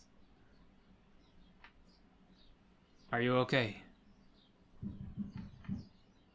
I think I am. Yes. I was unaware that they were courting. I just wanted to play music and enjoy the beauty of the day. You are not from here. I didn't know it was called. No, I'm not from here. They were. I was playing and they joined in. You were drawn in, perhaps. This is a strange place for you to find yourself. May I have your name?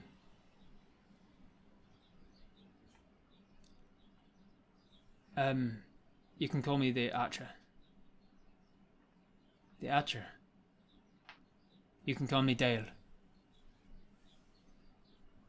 I've never encountered them before. It's good to know. I'll be sure to stay away from them as far as possible in future. I'm here to see Diggin, or Kuraprera.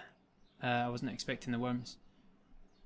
His eyes go wide and his face somewhat shocked as he takes a little bit of a step back and smiles. You are here to see Diggin? Aye. I'm not from around these parts. Tell me the location of the Merry Gentleman if you know it. Very well remembered, Batmup. One of the other things that Apis knows about in the Feywild is if you ask for things, as is seen as more polite in the material plane, if you ask for things, then it's opening up the opportunity for the person you're asking things from to give you something, as like they're doing you a favour. Can I have a cup of tea? Is like them saying, yeah, and if I give you that cup of tea that you have asked for, that's me doing a good thing for you now, and so therefore you owe me.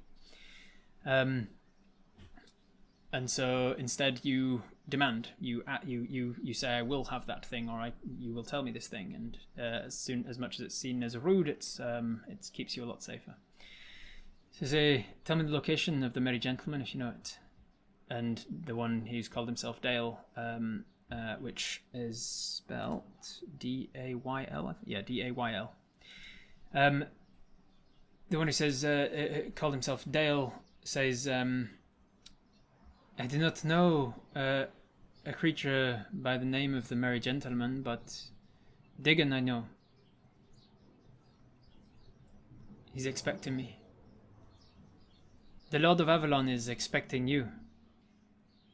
Tell me the location of Diggin if you know it. I know it. What have you brought for him? He has requested my presence.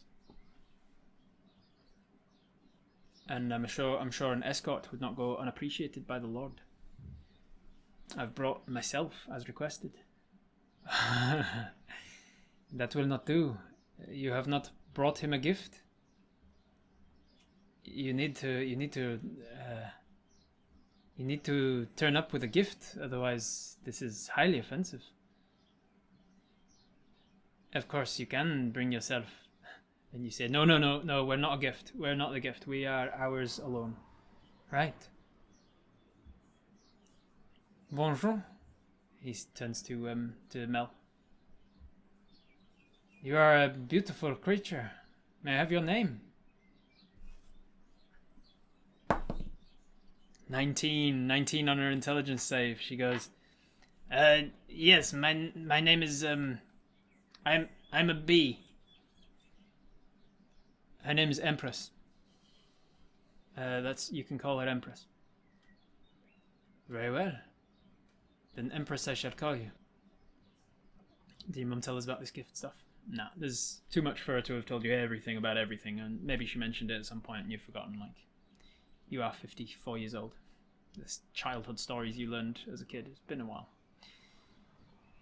I'm a bee. What's your name? I'm a bee. Right. What are you? I am Dale.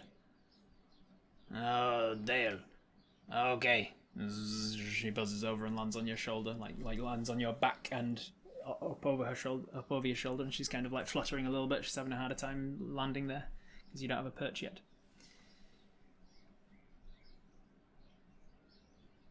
Well, if I don't bring a gift and he's offended, then he can be offended. This expression comes over Dale's face that can only be described as a smirk.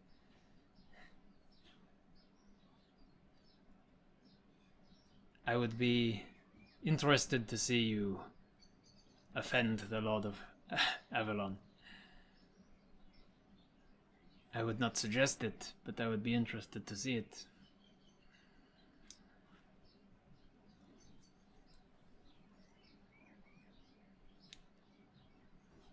What are you doing out here then, if you are here to see the Lord of Avalon?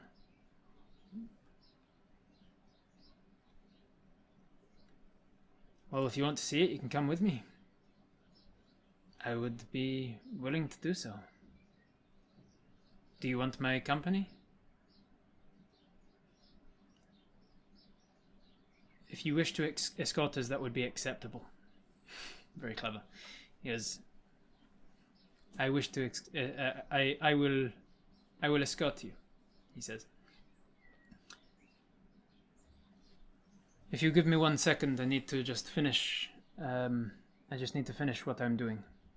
You will wait here. And then he heads back over to a nearby tree, one of the large trees that the dragons seem to almost come out of. And you see that he kicks his toes into the base of the tree, and you can see that there's like spikes on the end of his boots.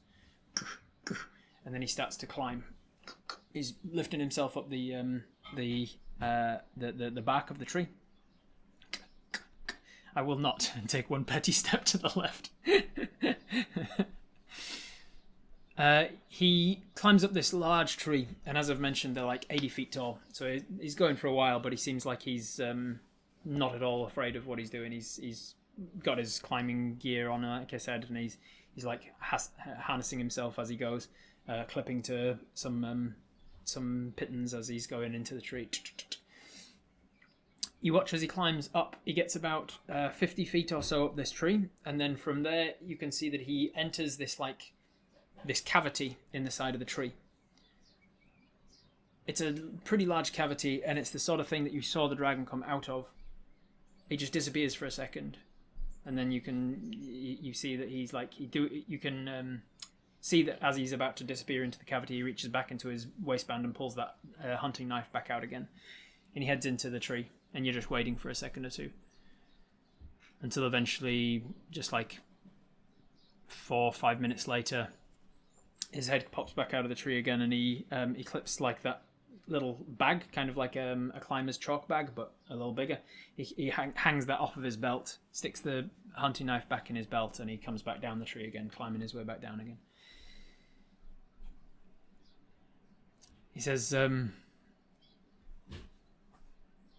So, I never got your response. What are you doing all the way out here if you are looking for Lord of Avalon? And he just sets off walking into the forest. And presumably you start to follow him. If the merry gentleman requested our presence, it would not need a gift. He's given us a beetle. He may already expect something more than our presence in return. I never gave an answer. That would explain why I never got the answer.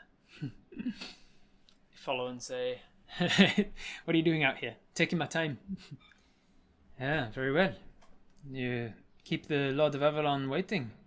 That is a risky move, but let's see if it pays off for you. Are you hungry? Now, one thing you have heard from your mother is the dangers of accepting food from Fey. You realize you are going to need to eat at some point, but there is something to be considered. No, really. I've got it covered. I've got food on me, thanks. Very well. You walk in silence for a little while longer. Eventually, I assume he's already a request to ask of me. Hearing him out is my gift. It is not me you have to convince, my friend.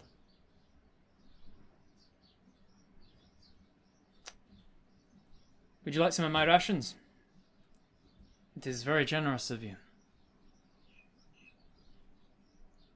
That's all he says. He doesn't hold out his hand for any rations. He doesn't say no. He doesn't say yes. We can always eat the bee.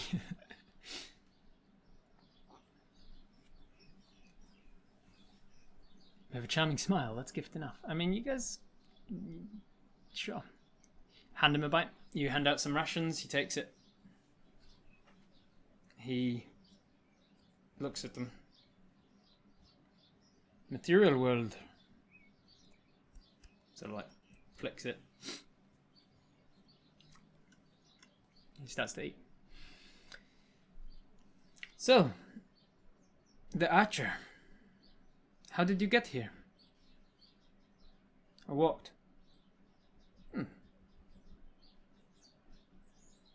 One cannot walk from the material plane. How did you arrive on this plane? By my own means. If you have your own means to walk to the Feywilds, this is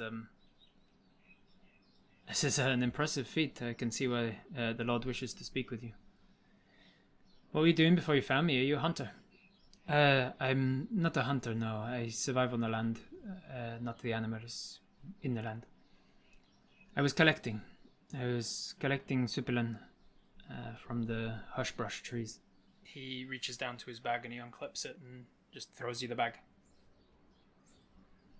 How's the foraging in these parts? Oh, very well if you know what to look for. Are you a forager? Are you a hunter? Your bow seems well looked after. You never asked us for a gift, never said we'd need to bring one as far as we remember. Maybe we'll find some on the way. What do they look like? Sipulin. And he just kind of nods to the bag that he just threw you. You open it up and you can see that inside are essentially sponges, like obviously not cleaned or anything, but they are very spongy material that looks like, imagine in fact I've got some sponge of a similar nature right here in front of me.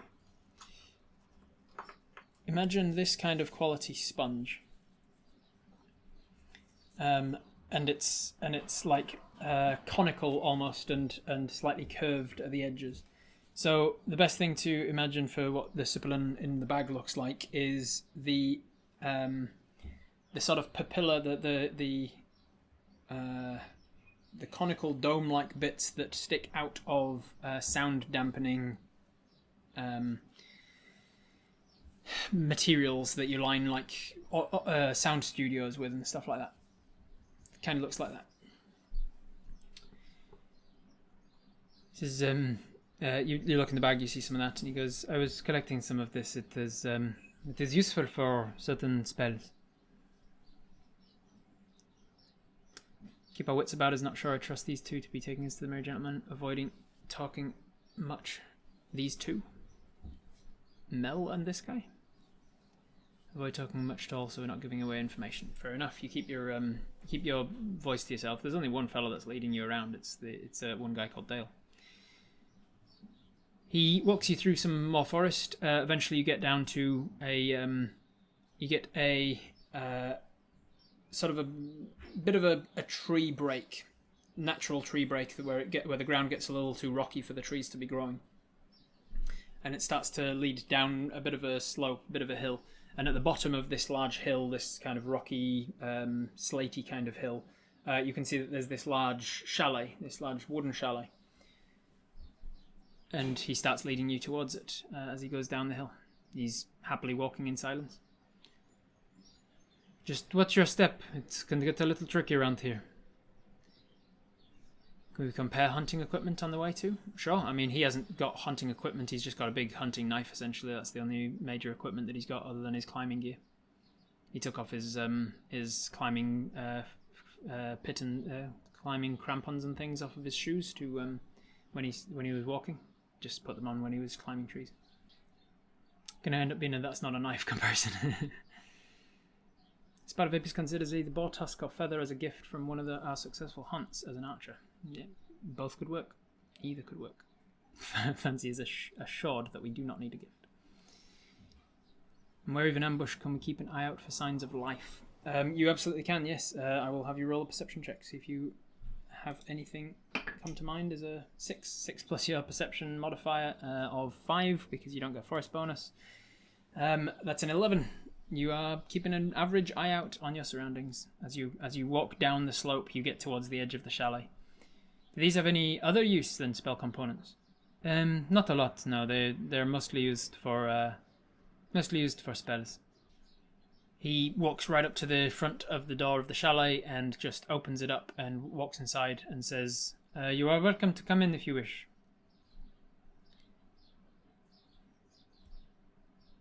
I'm glad to have a companion on the way. What's the common talk of the Lord? The common talk? By what do you mean? Is he well liked? Is this what you ask? Do the people like him? Is this where the merry gentleman lives? Is this the name by which you know the Lord? It's one of them. This is not where he lives, no, this is where I live.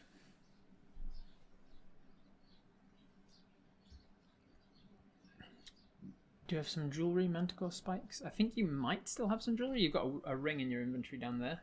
Manticore spikes? I don't feel like you have any more of those. I can't remember what you did with them, but I'm pretty sure you got rid of them.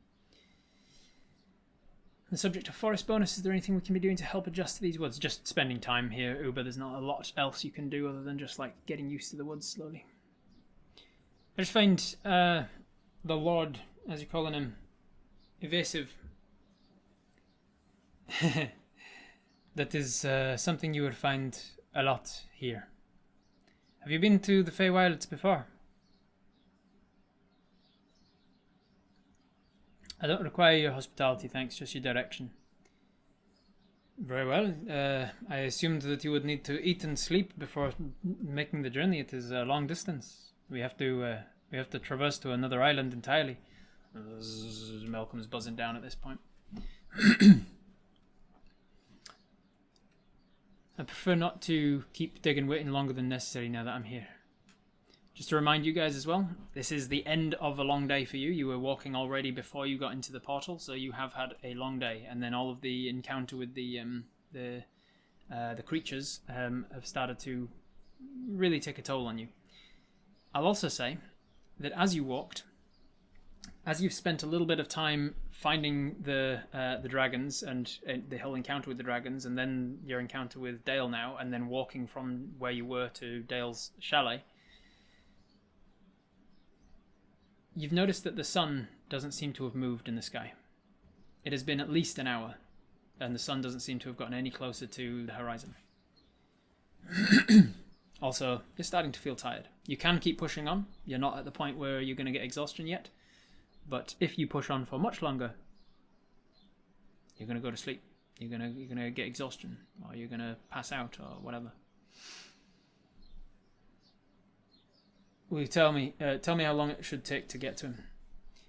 From here, it would take about a quart to get to the coast, and then you will need to take a brainfish to. That would probably take another quart, and then you will traverse to the mountains. It'll probably take another quart, so we're looking at a cycle at the very least.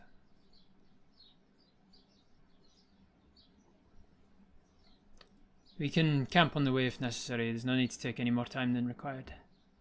You don't want to stay in this home of this stranger trying to trick us with his face speak. Yeah. Is there much game in the area?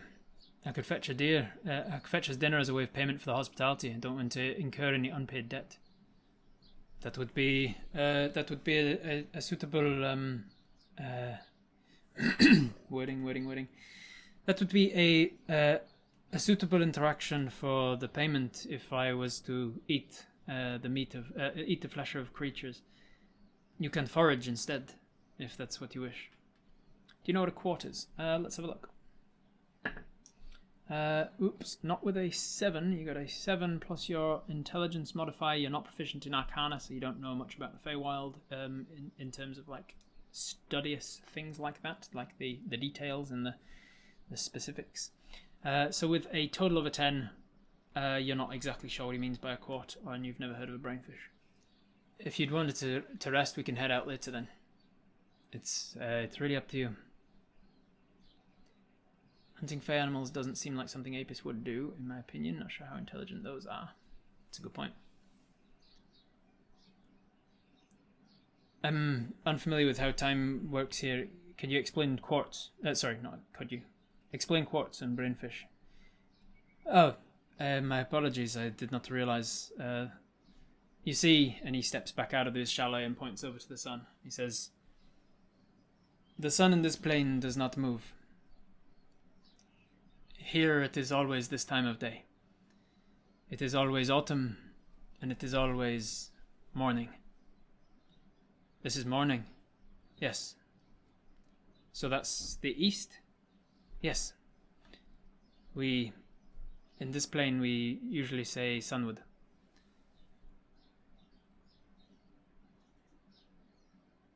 The sun does not move. And then he points up, and you see a moon. And, what time of the moon cycle is it? What time of the moon cycle is it? Oh man, I'd have to check my notes and take a while to find. I'm not going to commit myself to saying what phase of the moon it is right now because I'd have to check my notes. But you look up and you see the moon, and it's quite bright. And he says, the moon, however, the moon moves. It completes one cycle in roughly the same amount of time as I'm told your sun cycles in your world. And so a quarter of the distance of the moon's trip around us is known as a quart. And a half is known as a half. And a full cycle is called a cycle. The passage of time is usually denoted by how far across the sky the moon has gotten. Such a nice day. Resting outside would be nice, I think. It's a very pleasant day. It's very dry and relatively warm. It's a morning with like a beautiful sunrise, kind of the splashing color across the sky.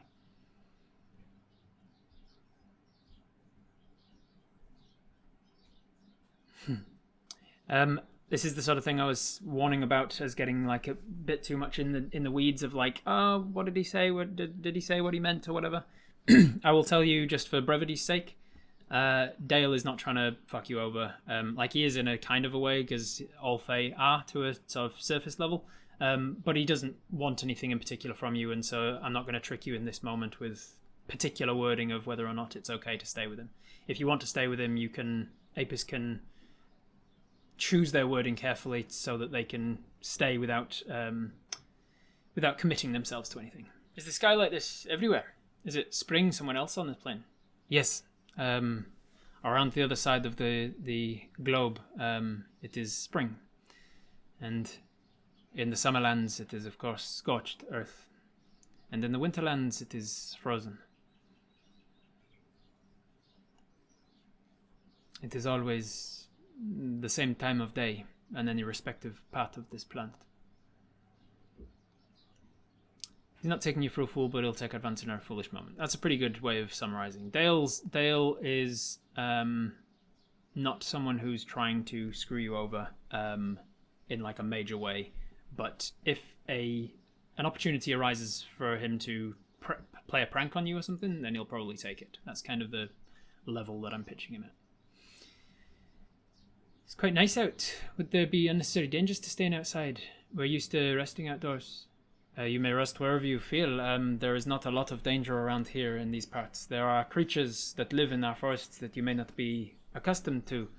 But, and then he kind of like raises his eyebrows and shows, sort of glances down at your displacer cloak. He says, but then again, maybe you are.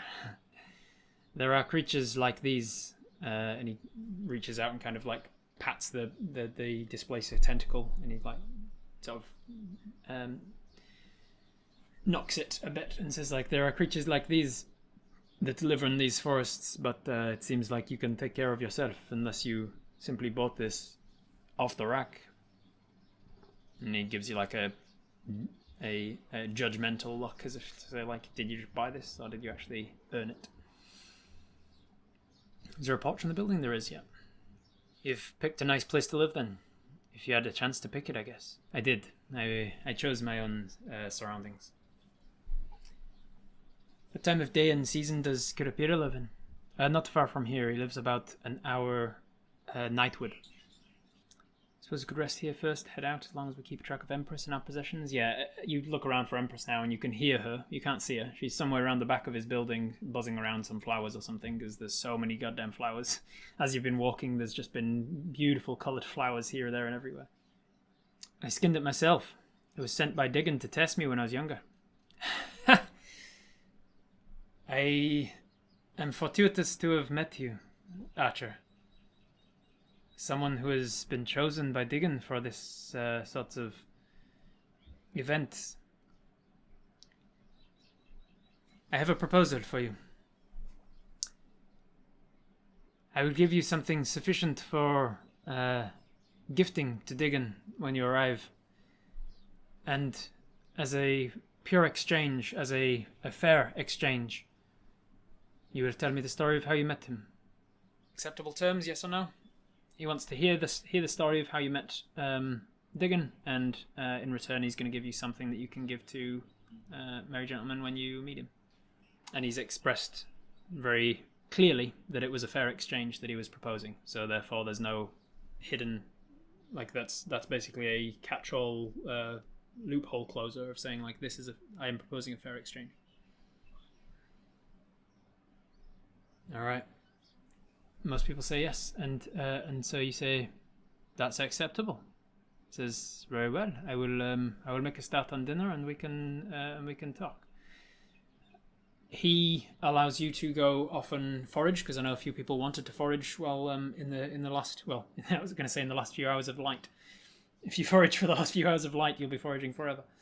But you want to forage with the last hour or so of your energy before you start pushing into exhaustion. You head off. I'm going to give you a survival check to see how well you do on finding interesting things to forage. 11 plus your survival's pretty good. That's a +5, so that's 16. Forest bonus, I'll say you don't get it because the plant life that you're foraging for is unfamiliar to you. And so you're not getting your forest bonuses to, like, knowing which plants are edible and which are not. So you're just going to go with a 16. 16 is still pretty good, though. So you go off foraging for an hour. You find a bunch of stuff that's potentially edible, a bunch of stuff that seems very similar to the plant life that you'd have on your material plane. So you know, like, roughly, like, these sorts of things usually are poisonous, and these sorts of things that grow in this kind of a fashion are usually edible. And you do your best to kind of grab as much as you can and take it back and be like, which of this can I eat? By the time you get back, he has disrobed from his climbing gear, and he's gotten into other gear that seems to also be made out of plant material mostly. In his fashion, though, it seems like it's actually made of plant material that he's, like, stitched together or whatever, or weaved together. It's not like the Merry Gentleman's living plant suit that he wears. It's not magical plant material. It's just he happens to have created himself some, like, flax suit and things. He is out on the porch, and he is stewing up a pot of something over a fire. He looked comfortable and happy with your presence as you arrive back with Mel in tow, buzzing along. And he says, "Let me see what you got then." And you start showing it off. He starts pointing out a little bit at a time about, like, oh, these ones are actually poisonous, and these ones lull creatures in with looking like they're edible, but you definitely don't want to eat them. These ones actually have psychedelic qualities. And as he's talking, you think to get out your book on plants, and you start to take notes in the margin. You realise that you need to start adapting. The book on plants has a small section on fey plants, but it was mainly a book on material plane plants. And so you realise, oh shit, I'm going to need to going to need to adapt with where I can write things here, and you start writing in the margins, you start writing in the footnotes, you start writing like little, just pretty much anywhere there's space on the page, you're taking note of things. And that is something you're going to continue doing while you're in the Feywild, because it's something that we learned Apis had done by the time we got back to the material plane. You started taking notes. To cut a long story short, you also, while talking to him, preparing dinner, you also learn of what he is. Mel once again asks him, Dale, what are you? You are called Dale, but what is it you are? And he goes, I think what you're asking is, am I an elf, or am I a dwarf, or is that what you're asking? Like, what kind of thing I am? And she goes, yes, what is it? I am a bee. And he laughs and says, I'm a denizen of this plane, a native to this plane of existence. I am called an Eladrin. And you flick over to a page in your plane book that you remember reading about Feywild denizens, and it says, in part of a sentence to something else, the denizens of this of the Feywild, and it goes on to talk about something else. So you write like a little arrow and point to it and say Eladrin. Do you sleep, Dale? No, sleep is something that you will find very few creatures on this plane do. It is perhaps some say it's a product of the fact that the sun does not pass in the same way, and so we do not get cycles of light. I'm a bee. Need that on a t-shirt. Some say it's to do with the lack of passage of light. Some say it's to do with the inefficiencies of spending so long of your day unconscious.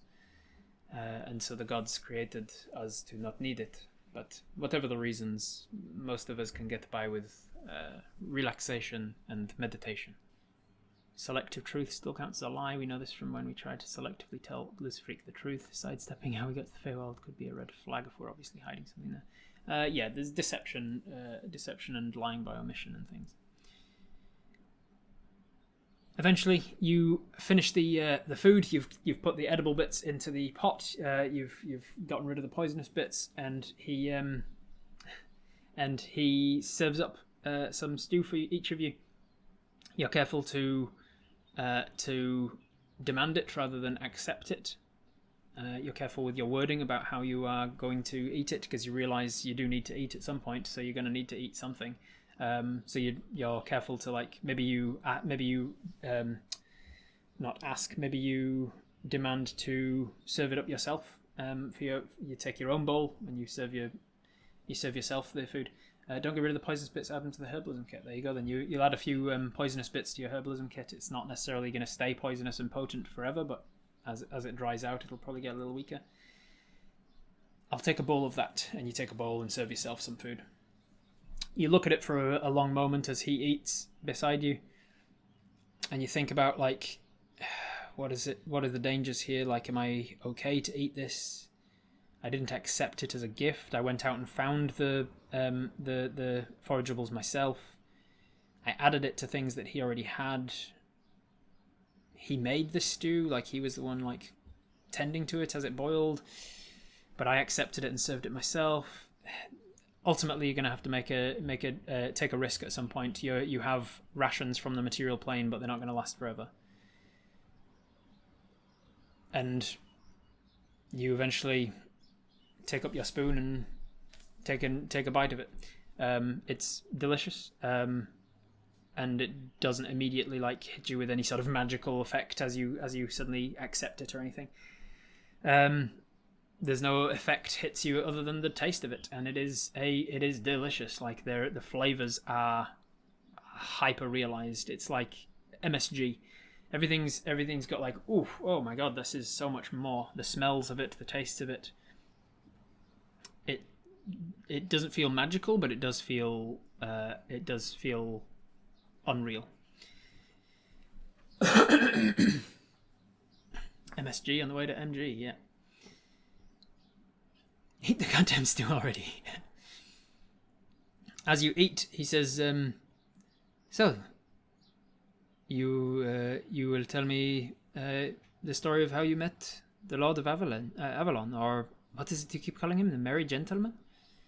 Hey, that's how I've known him. He seems like he's a gentleman, and he's always got this sort of a merry smile or like this smirk on his face when I've met him and things. He's a rather merry sort. But I've also known him as Diggin. Diggin is a name that I have heard others use for him, yes, but it feels very familiar, so I call him the Lord of Avalon.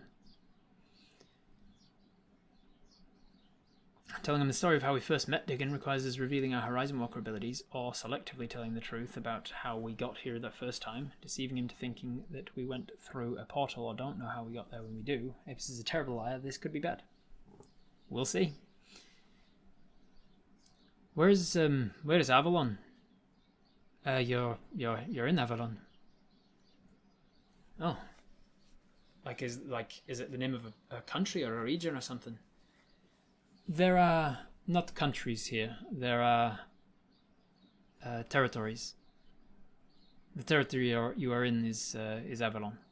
It is the Lord's. The Lord Diggin. He rules over his territory. By definition, all that he rules over is Avalon.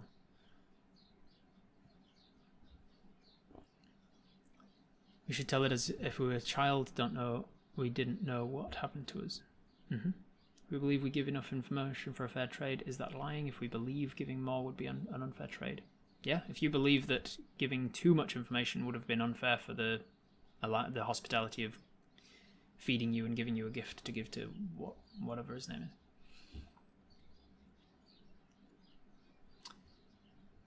We agreed to tell the story, but we never promised it would be a complete and true story. Is there a lady?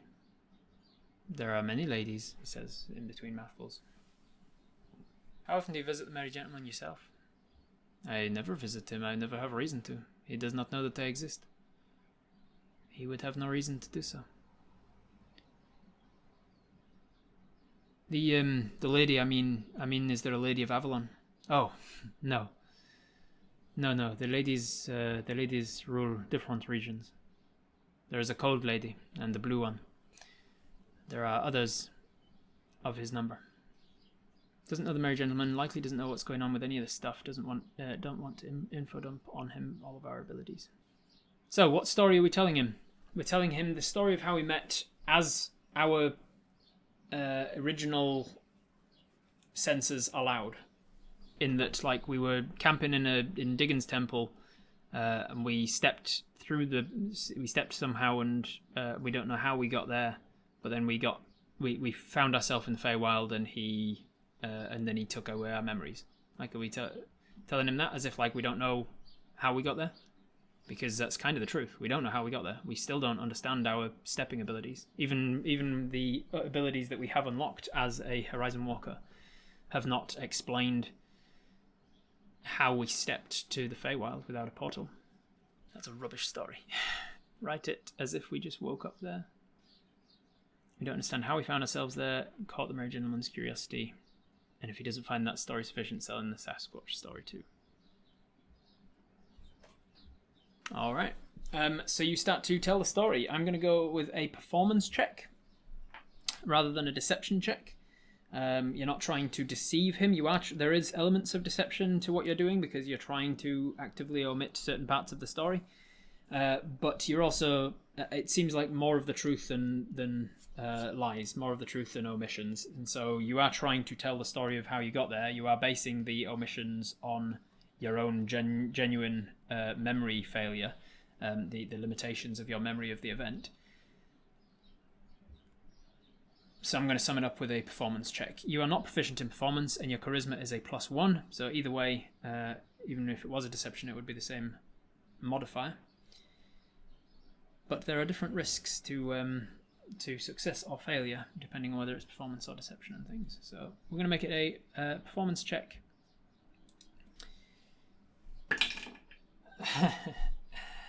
And you've used up both of your rerolls for the day, so as you can see, that is a nat 1 in the corner there. You've used up both your rerolls, so your performance is terrible. Your rendition of this story is all over the place, and it becomes very clear which parts you are trying to leave out and which parts you are not. Apis has had a big day, yeah. And as you essentially fumble and almost lie your way into trying to get around your side of this deal, telling Dale your side of the story, as you realize you are doing a really poor job of upholding your side of this deal, that's where we're going to pick up next time. Thank you for joining me, everybody, and I will see you next week. Bye-bye. Do you like social media? Of course you don't. But you use it a lot anyway, don't you? Because it's addictive. Check me out on Twitter and Instagram at Robert Hartley GM.